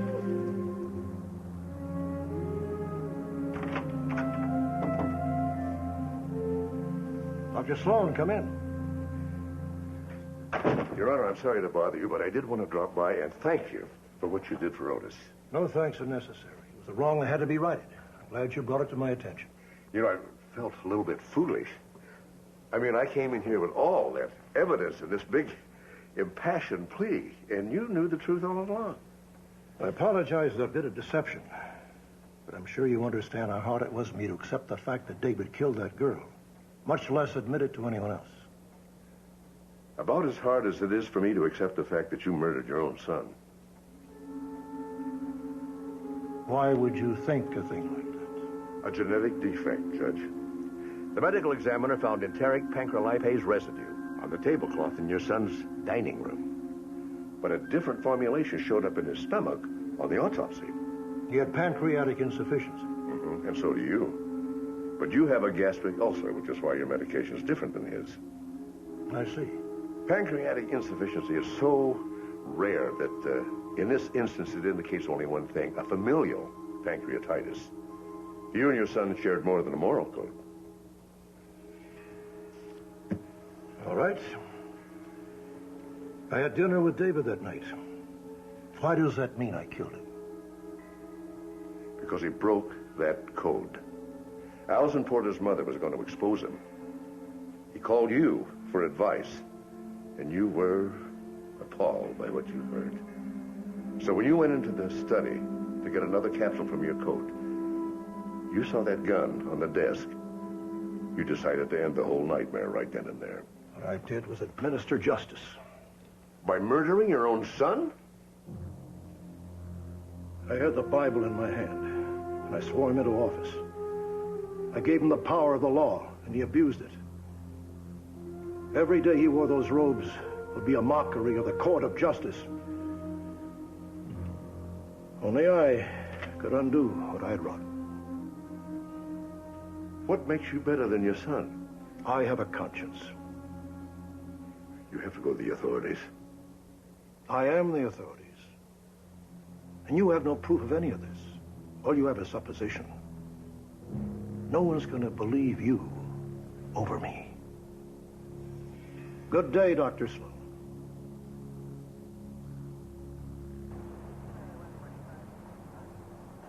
But I didn't kill him. I already told you what happened. You wish to give up the right to have an attorney present during... She most assuredly does not wish to give up that right. Don't say any more, Helen. She doesn't need to, Porter. She's already given us enough for a conviction. What do you have? Well, for one thing, she admits to going to your son's house that night. Well, doesn't mean anything. I went there, too. But she took a gun, and it was registered in her name. The murder weapon belongs to Helen? Yes, sir. But I wasn't there when he was killed. I was at Mallory's Coffee. We checked that out. They had a fire in the kitchen. They were closed that night. I was scared. I couldn't think of what to tell them. I'm in there all the time. I was sure someone would think they saw me. I didn't do it. Please believe me. You haven't got anything, Ferris. It's all circumstantial. I've gotten convictions with less. She had as much right to be angry at McReynolds as I was. More. They were lovers. It was over years ago. It didn't matter anymore. We think it did. McReynolds betrayed you once when he gave you to him.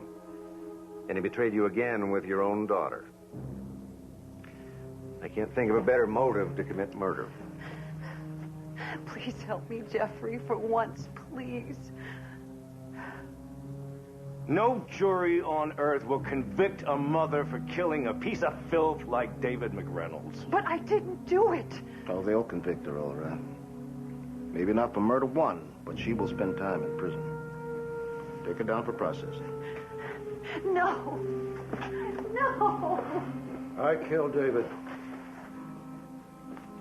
What? I said I killed David. Your Honor.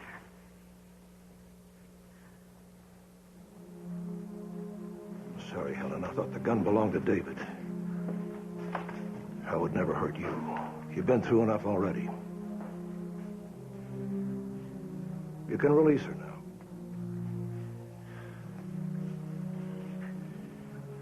If you could go to your office in private, if you'd be so kind. Certainly, Your Honor.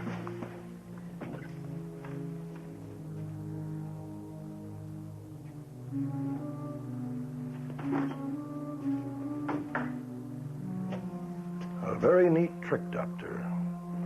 They did have enough evidence to charge her. Just as they did with Otis. I knew that McReynolds' code of honor would never let her suffer for something she didn't do, any more than would Otis.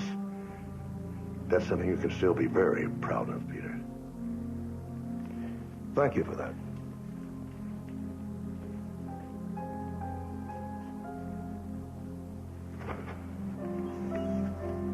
Okay.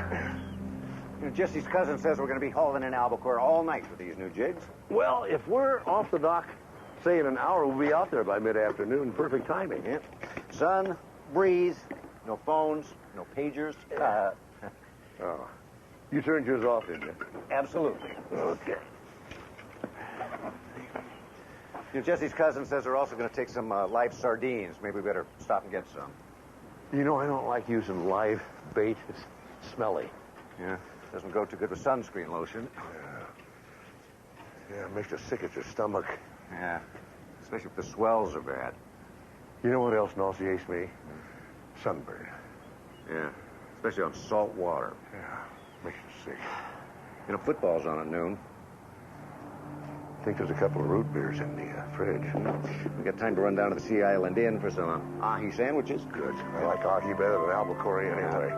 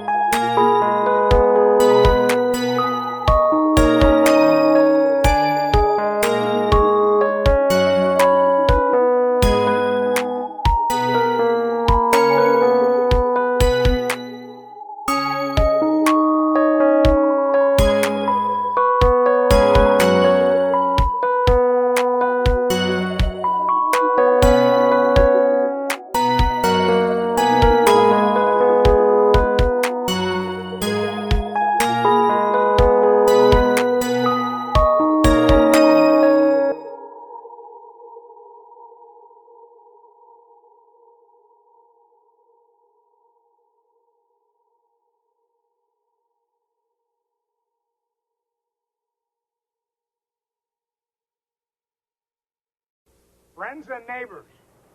Though we haven't been neighbors long, I hope I may call you friends. When the work we begin here today is finished, the hills about us will be transformed. Where once there was only barren earth, new life will arise. New streets, new homes. Los Pinos Canyon Estates, 46 family homes. 3 bedrooms plus bonus room, 4 bedrooms at your option, priced from the low 500s. A new community, soon to thrive with new friends and new neighbors. And speaking of those of you who own businesses here in the canyons, and Mayor Bill will back me up on this. New friends, new revenue. That's right, friends. Newman, don't call me a friend. Bastards like you don't have friends, just victims. Nobody asked your opinion, Jerry.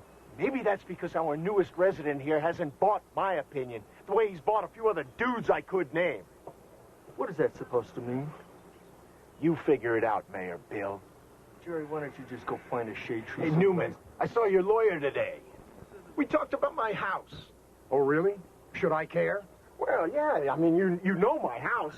You know, it's up there, smack in the heart of what will be downtown Los Pinos Canyon Estates. After you bulldozed my place, your man offered me 3 times market value for my old shack. In fact, he said that since I was the last holdout, I could pretty well name my price. Are you sure he worked for me? I told him I don't have a price. I've already got what I want, my private piece of paradise. And I will be damned if I'll sell paradise to a dung maggot like Chris Newman. Hey, Jerry's right. Some things matter more than money. Like what? Like the ecosystem, you junk! Stop it. Sally, just stay out of this, okay? Leave her alone! Don't you tell me what to do with my own daughter. Do you want a piece of me, Mayor Bill? Do you? Jerry, come over here. Stop it! Jerry, honey, let's just go.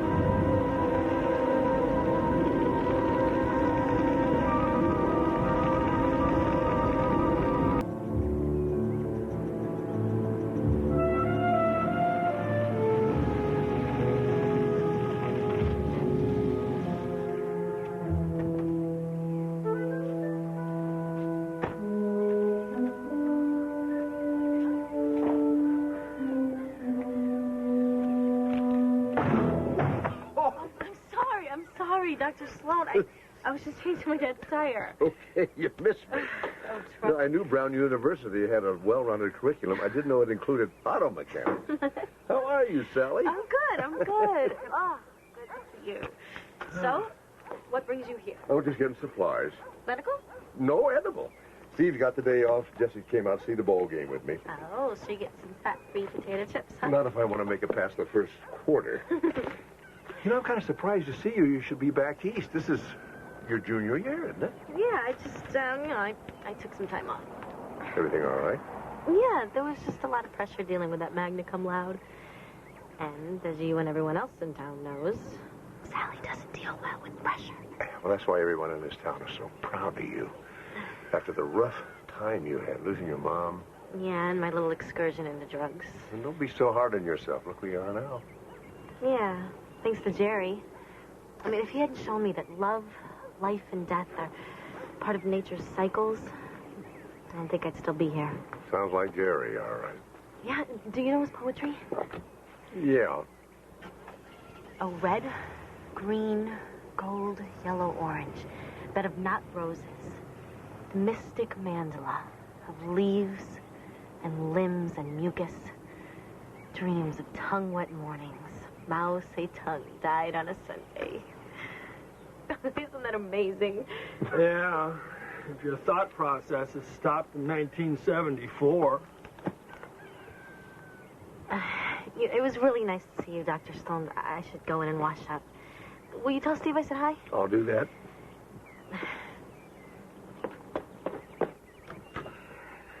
She's a lovely girl, Bill, even with all that grease on her. Yeah. So, what's your opinion about all this new development in the canyon? Well, pretty good for some people, not so good for others. Mark, towns have got to grow.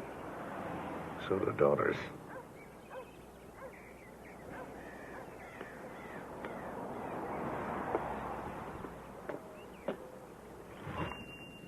So how's the Friday night poker club doing without me? That's right. You swore you'd be back after the election. Or is that your first broken campaign? You just mistaken my money, that's all. Oh, I play for pleasure, my friend, not the cash.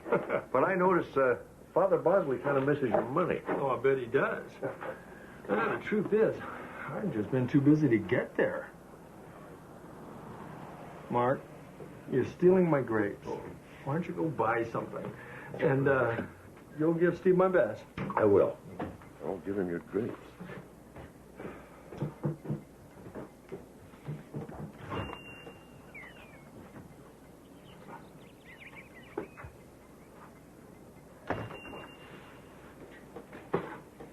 Hi, Mark. Oh. Nice to see you again. You too, Howard. You know, there's just one problem with having the only general store in this canyon. You know what that is? What's that, Bill? You can't control what walks through the door. Fine, don't take my money. Oh, I'll take your cash. I just don't want your rubber checks. Never bounced a check once in my life. Oh, did you hear that? He ruins half the families in this canyon, but gotta say this for Howard Purcell, never passed any bad paper. Honestly, Bill, you know, I never intended... I thought you were going to go shop someplace else.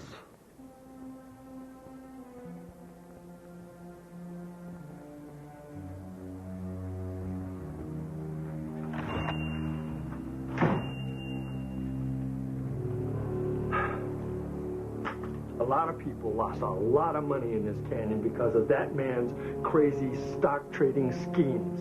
I know. One of them. That was 6 years ago, Bill. Well, Dad has some trouble with the concept of live and let live.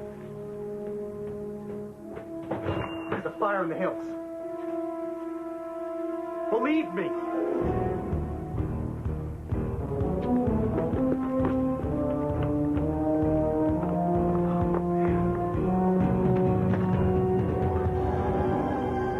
Well, better go call 911.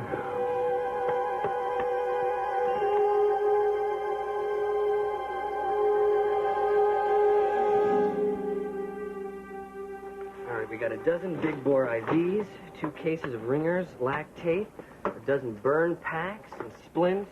We got 2 cases of sulfur sulfadiazine. Okay, let's get another case of the ringers and another dozen of the tetanus boosters just to be safe. Really? You think Mark is going to need all this stuff out of the first aid tent?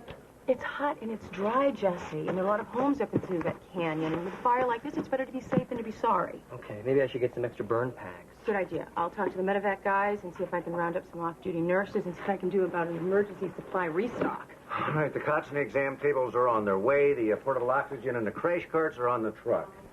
So all this stuff going too? And this stuff. There's not going to be room for me on that truck. We better go, Jesse. I got a volunteer fire brigade probably wandering around lost. If you're already a cop, why do you have to be a firefighter, too? It's my home out there. You got it. Let's go.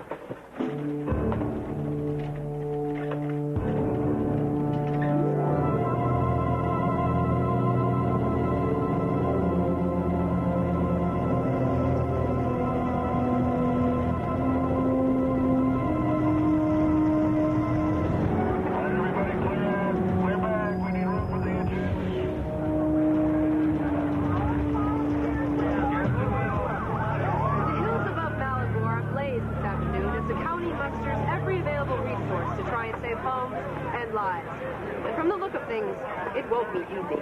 This is Rebecca Fleetwood on the scene at Tremont's Community Store, which has been designated a staging area for volunteer firefighters and other emergency personnel. Local Mayor Bill Tremont. You know, it feels like every year there's another fire in the canyons, and every year half these folks have to be evacuated. I don't get it. It just seems like if any of these people had half a brain, they... Move somewhere else. No, I know, I didn't mean that. I wasn't talking about I know you. what you mean. I'll admit living in a fire zone doesn't make a whole lot of sense. But you don't have to worry about safety where you're going to go. Kansas has got tornadoes. Texas has got floods. Florida's got... Disney World. These canyons have long been a living example of culture diversity, a shelter for the back-to-nature advocates, a hideaway for the rich and beautiful. And for example, here's Peter Graves laying the fire line. Mr. Graves, how long before you lose everything? No, I'm great. I'm a doctor. I'm a medical. That's Peter Graves, always lending a hand. Double check everything, will you, Sally? You bet. When we get up to the situation on the ground, it'll tell us how many teams we need. When we do split up, remember, stay close to your team. Don't take any unnecessary risks. When you're in the smoke, keep your eyes on your air regulator and your ears open for sounds, human or animal. Means we can ignore Howard, right? Unit 51, come in. I came here to help you guys. I used to be a member of this brigade, remember? Ancient history. Even a smart guy like you ought to understand by now, nobody here wants your help. All right, we're up. Branch fire in one of the lower canyons. Sally? Everything's ready. What's Lower Canyon? Spotter said Regal Canyon. My house is in Regal Canyon. Your house was in Regal Canyon. Doesn't pay to take a bite out of Mother Nature, she bites back. Shut up. You take what's hers, she'll take what's yours. I say let it burn. Go to hell.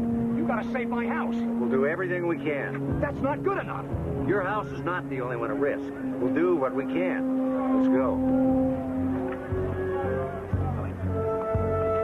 Code 39.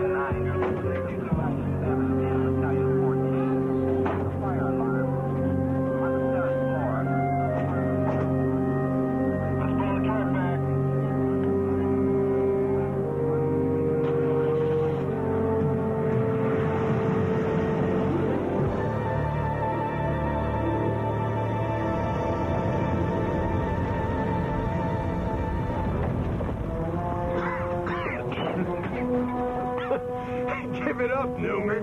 Forget it. Whoa. Where are you going? I've got important papers in here. Contracts. It's too late, Chris. We're not going to risk our lives over a few contracts. My dog. What dog? My 15-year-old Weimaraner. He can hardly move. He's probably scared to death with all the smoke. All right, calm down. We'll look for him. You get out of here. Come on. What do you want us to do? Get him taken back. All right?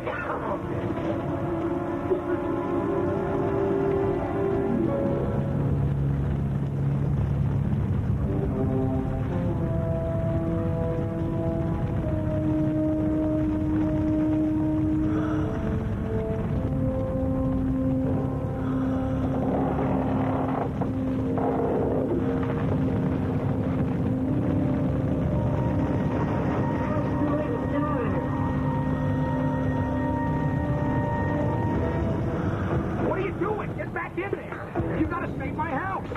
Your dog, you mean? There's nobody in there, Chris. The neighbors must have got him. Yeah, right. Where's Jerry? He's like, I thought he was right behind. Who cares where he is? Get him out of here. Here, Jerry. Come on. Get over here.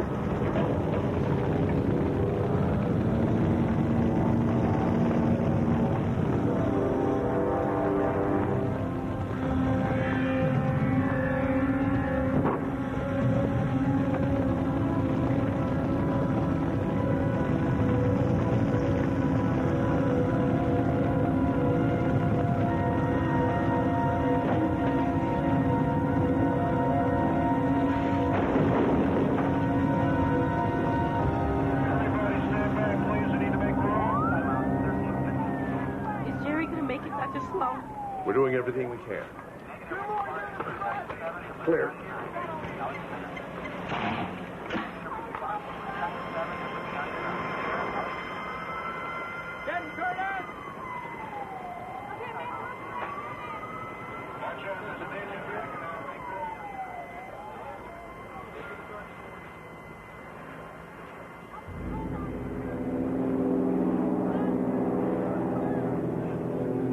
Sally. I don't want to hear it. I'm so sorry. Stop it.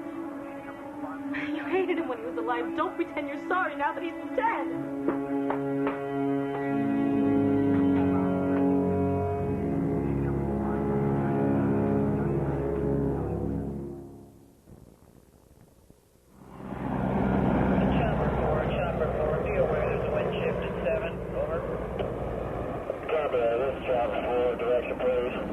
As the coastal fire continues to rage unchecked, we have reports of 6 homes destroyed and several local residents hospitalized.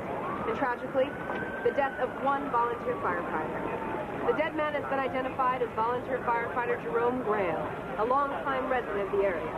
A writer and sometime movie critic, Grail is best known for his seminal 1974 essay, Politics and Rage, Why Kids Are Always Right. Amanda? Hey, God, Mark, you all right? Why wouldn't I be? Maybe it's because you're in the path of a raging fire. 6 fire battalions from 2 counties can't seem to get under control. The sun sets in, 2 hours, the winds are picking up, and if that fire jumps Pacific Coast Highway, you're going to be trapped between it and the ocean. No, I'm not going to worry about it. You're not going to worry about it. Why aren't you worried about it? I hide it well. Listen, I need you to do an autopsy for me. Mark, look, I don't know how things are on your end, but we're a little overbooked here. I need to know the amount of edema in Jerry Grail's lungs. There's something very odd about the way he died. Okay, I will have a preliminary report ready for you in about a half hour after I receive the body. That would be great, Amanda. Only if you agree to be out of there before sunset. That's the plan. Thanks, Amanda.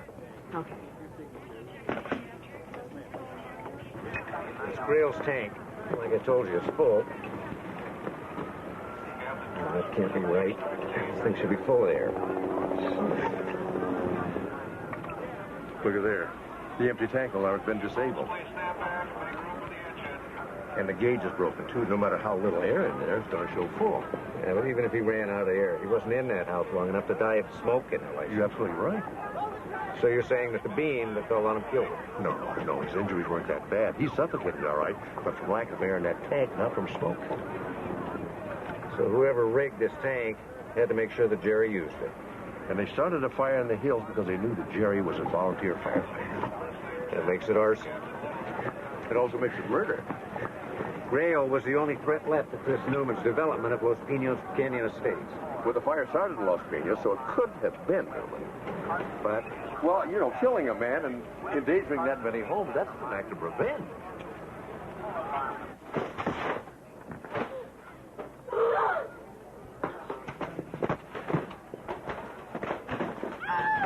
Sally? Sally, you don't have to do this. Get out! Sally, look, this is no way to handle this.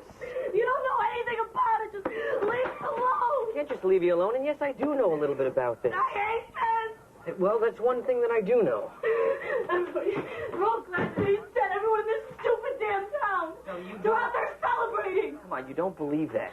Jerry had the one thing in this canyon that everyone wanted but couldn't have. That was true freedom. And they all hated him for it, especially my father. That's not why I hated him. Oh, no, you just hated him because of the age thing, huh? That's all that mattered to you. I hated him because he took advantage of you. All right, look, guys, we're all a little exhausted. He was there for me when Mom died. Is that taking advantage? In Jerry's case, yeah. I don't want to hear anymore. You know what he was doing, don't you? Look, guys, why don't we go outside, sit Don't down, you have a dare. cup of coffee? I saw it. For 25 years, I saw it. That hippie, touchy-feely, pseudo-sympathetic crap. Stop it, Dad! Every young woman who ever fell in love with this stupid poetry reading. Dad, stop it! So many notches on his bedpost, I thought his bed was going to fall to the ground.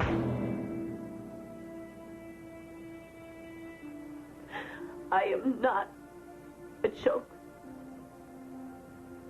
No, you're not. You're my daughter. And you deserve love and loyalty.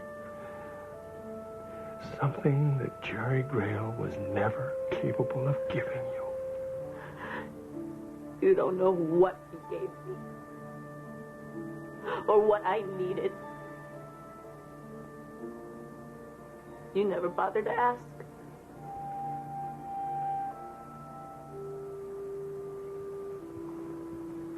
I hate you.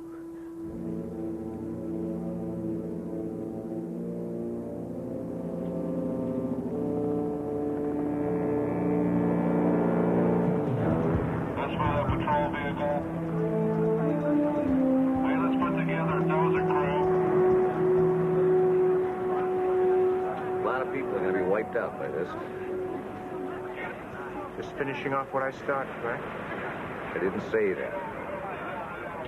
You didn't have to. Their eyes already did.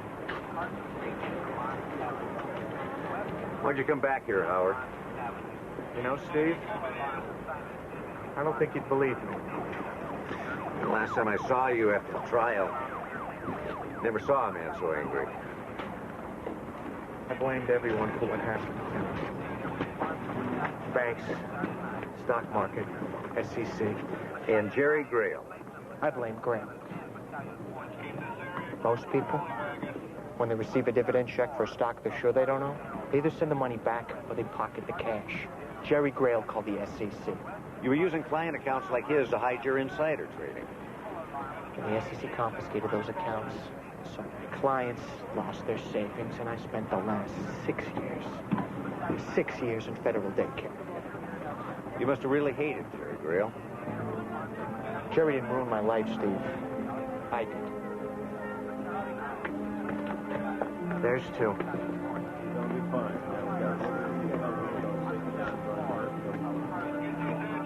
It's why I came back. To make amends. If only they'd let me. Somebody sabotaged Jerry's safety equipment. You have a motive, and you were at the staging area when we loaded up. I wasn't the only one there. Besides, there's plenty of other people around here that wanted Grail dead. Like Chris Newman? Like everybody's favorite grocer, Vanderbilt Fremont.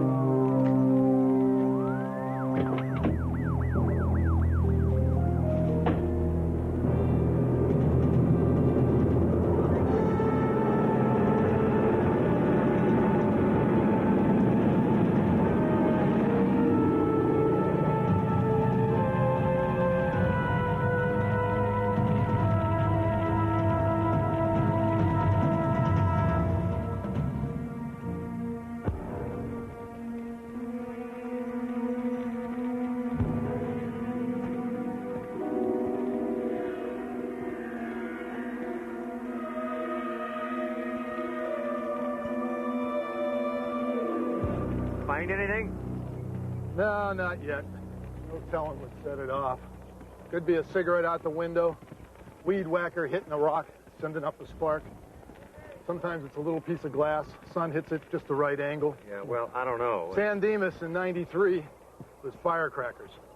Sunland in '94 was a homeless guy, campfire. Then there was Pacoima in '90. You wouldn't believe how that thing got started. Well, hate to see any place burn like this. Well, don't blame the fire. It's nature's way of cleaning house. Sort of like cleansing the palate, you might say. Setting the stage for new growth, new life, rebirth. You take Yellowstone, '89, the way that place came back. Excuse me. You think nature put this here? I hate people. All right, guys. We got arson. We're looking for a gas can. Who knows where this crazy might have tossed it? I'll get this to forensics. You know, you might want to pack it up. Looks like the wind's shifting again. You got a good eye. Forget the can. We're leaving.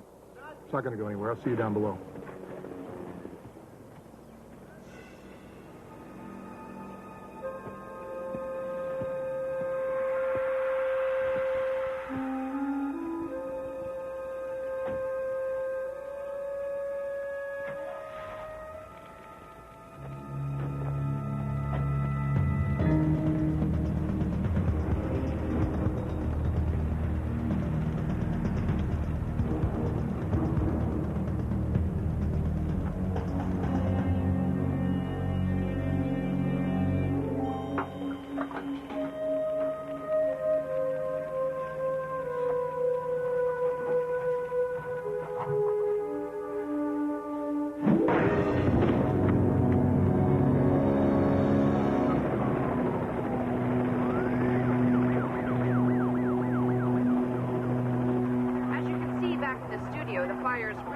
threatening to jump Pacific Coast Highway now. Officials have been especially worried about this since it's going to make access to the upper stretches of houses along the beach. Hey, Mark, they just said that the fire is about to jump the Pacific Coast Highway. I was afraid that was going to happen.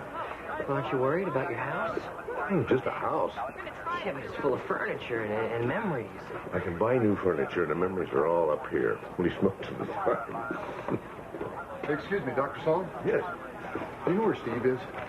Last I remember, he was headed for Los Piñas Canyon to meet you. Yeah, he did, but then we found the gas gap, and he was headed back down. So then it was definitely arson.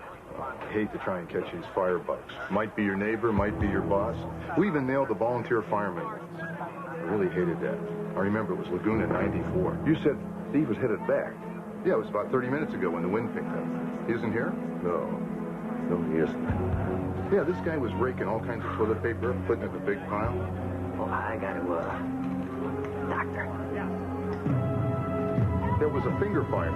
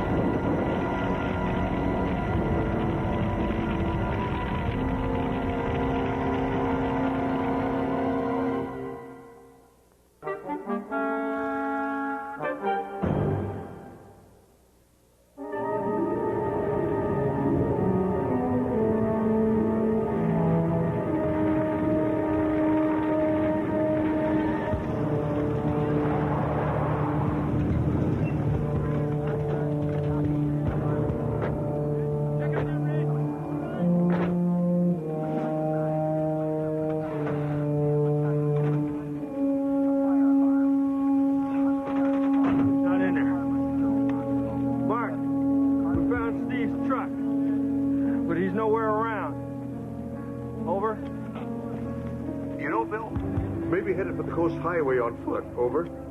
Yeah, maybe. But there's only one road out of that canyon. I think we would have seen him. Over. Maybe he went cross country, Bill. Yeah. I doubt it, though. Wait a minute. I think I see something. Somebody go back and get a stoked stretcher. Bill, what is it? Is it Steve? It's a fire shelter. If he was able to crawl in before the fire went up the hill. Hang on.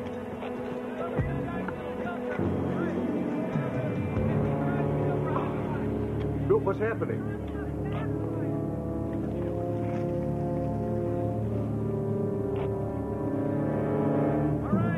Bill, talk to me. Is it Steve? Is he alive? Yes, both. We're getting him out of here. Where's that stoked stretcher? Let's go back and get some oxygen. Oh, thank God.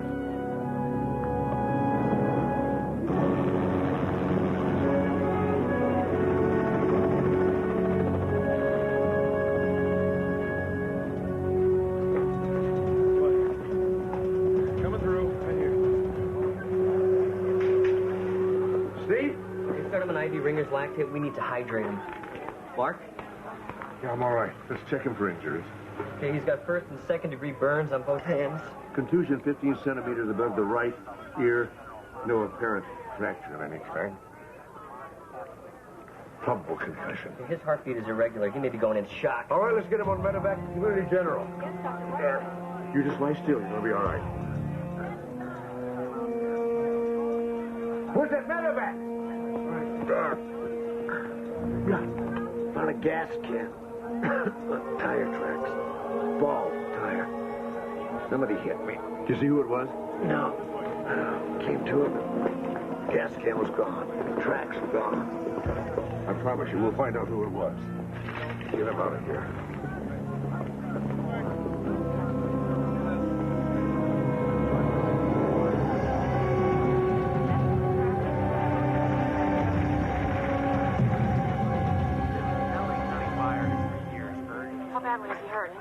Burns? No, probably concussion. Is he conscious? Well, in and out. Order him a CAT scan and try to keep him in bed, will you? Can I use restraints? How'd the Jerry Grail autopsy come out? Oh, he had edema in his lungs, all right, but not what you'd expect from smoke inhalation. Did you check his airways? Mm-hmm. Swollen shut. He had asthma? I never saw him use an inhaler. I pulled his records. He never used one. He controlled his disease by using theophylline tablets and bronchosteroids. Which he kept hidden. You know, Jerry was always very vain about his health. Well, his vanity killed him. If he had had an inhaler with him, he could have counteracted the effects of the smoke, and his throat wouldn't have swollen shut. Yeah, he'd still be alive. Although, you know, if he had theophylline in him, his lungs ought to have been fine. Well, maybe he stopped taking it. Or maybe he stopped taking it and didn't know he had stopped.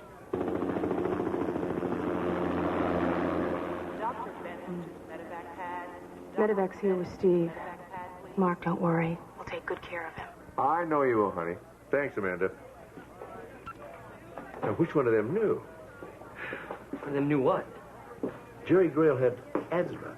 And he was out there fighting fires? That's not too smart. He never was one to let common sense get in the way of whatever he wanted to do. The question is, who knew he had asthma and who wanted him dead?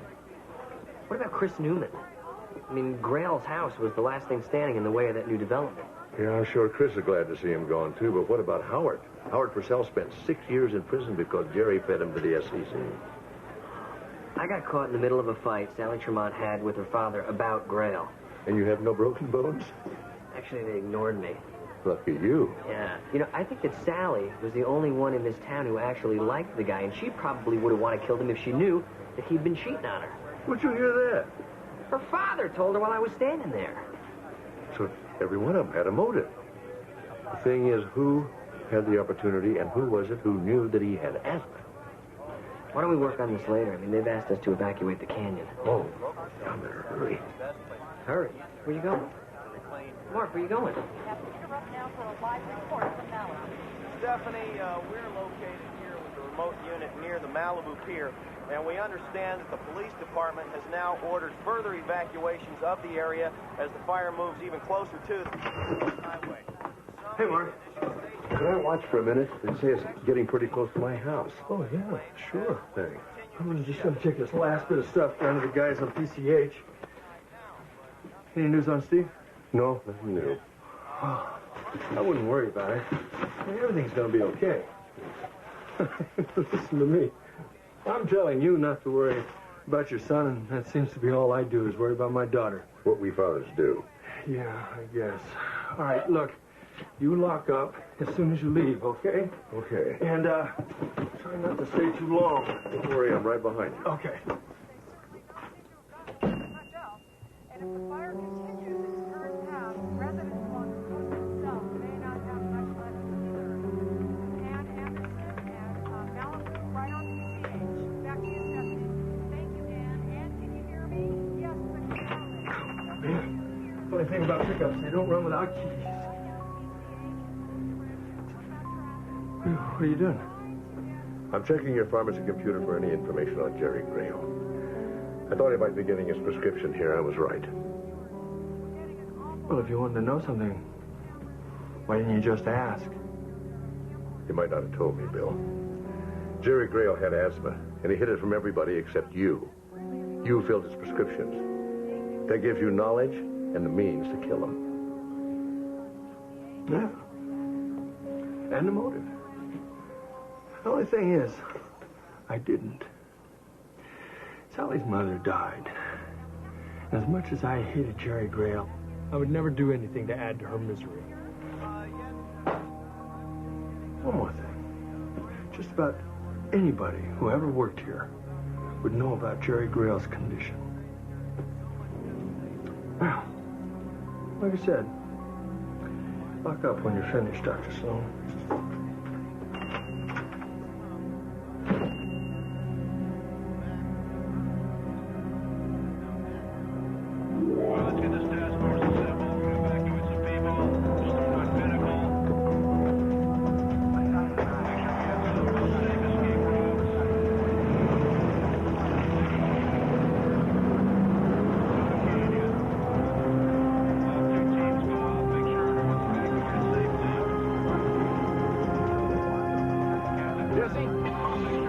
Take over. I'm headed out to Jerry Grail's house.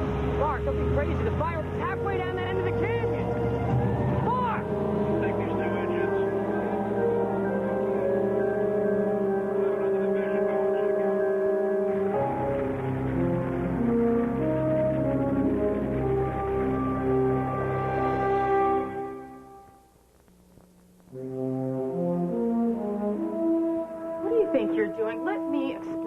up to bed rest. Amanda, I don't need to be here. Is that your professional medical opinion, doctor? Where are my clothes? How many fingers do I have up?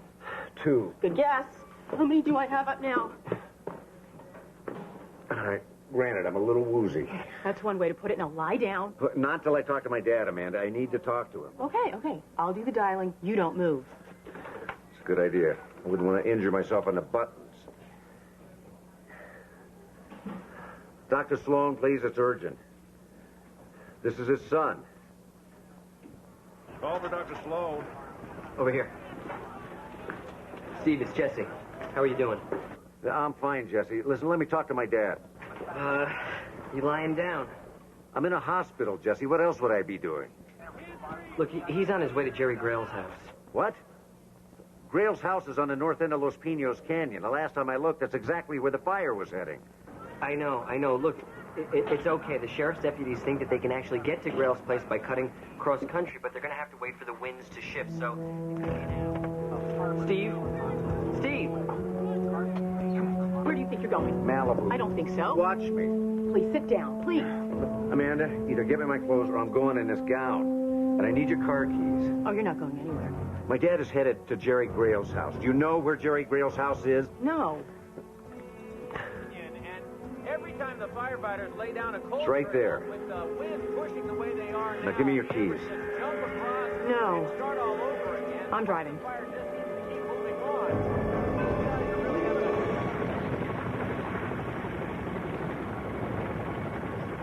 With only a half hour of daylight left, the fire has now crossed Pacific Coast Highway.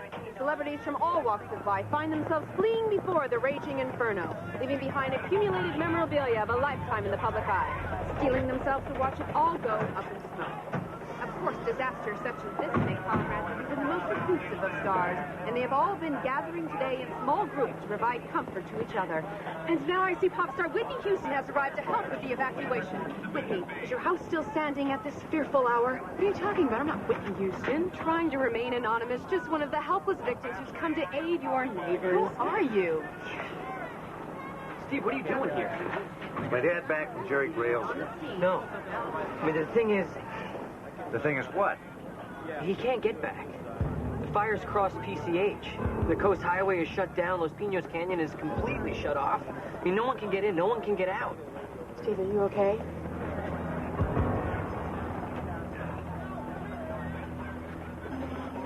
You want an interview with Whitney Houston?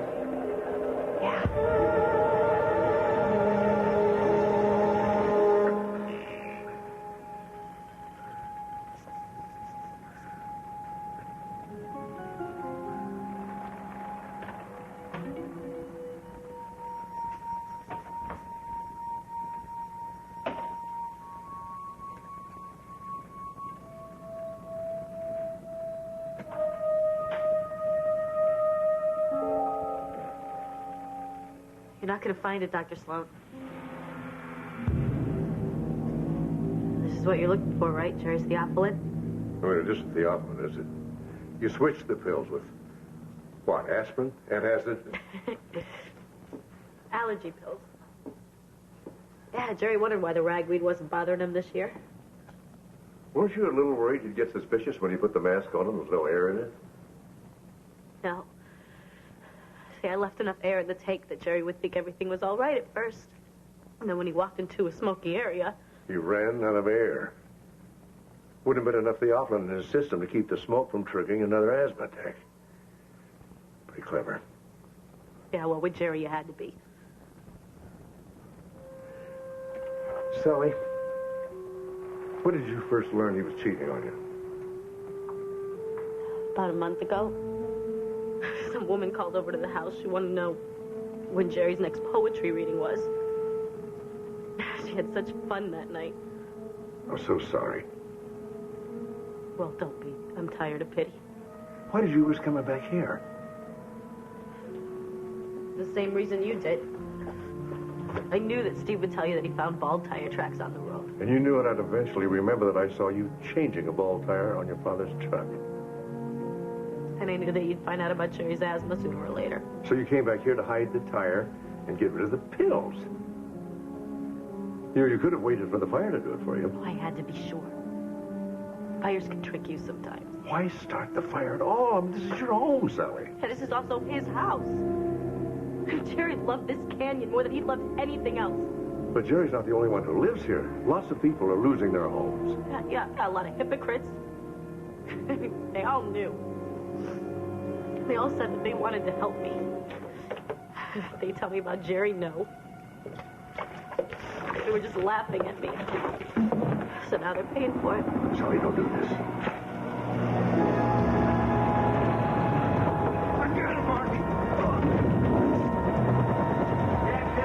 Yeah, get here. You all right? Oh, Howard saved my life. I don't know about you guys. I'd like to get out of here. Couldn't agree more.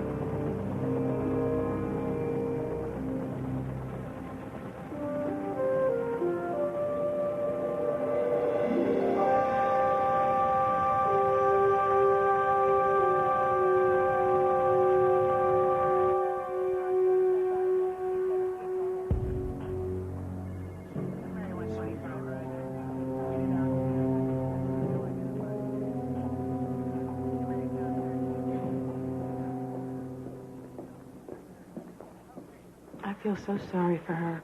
I do, too. Too much happened to Sally much too quickly. She just couldn't handle it. She caused a lot of destruction, though, even if they do finally have that fire contained. Yeah, I know. You know, I have the feeling that people around here are going to blame Jerry Grail for this whole thing and not Sally. Well, look at that. Now, there's something I thought I'd never see. Howard's going to put Bill Tremont in touch with his lawyer. Was that very wise? I mean, Howard spent 6 years in prison. I hope you're not going to argue with me about getting you back to the hospital. No argument. The hospital bed sounds pretty good right now. Uh-oh. Lieutenant Sloan, is now a good time? No. Actually, it's Well, not. you did promise me an exclusive interview in exchange for a helicopter. You did promise. I heard you. You always said a man should honor his promises. Am I right? You are absolutely right. Be my guest. What? Whitney, I know this has been a terrible time for everyone, but your public needs to know. Is your multi-million-dollar home in cinders?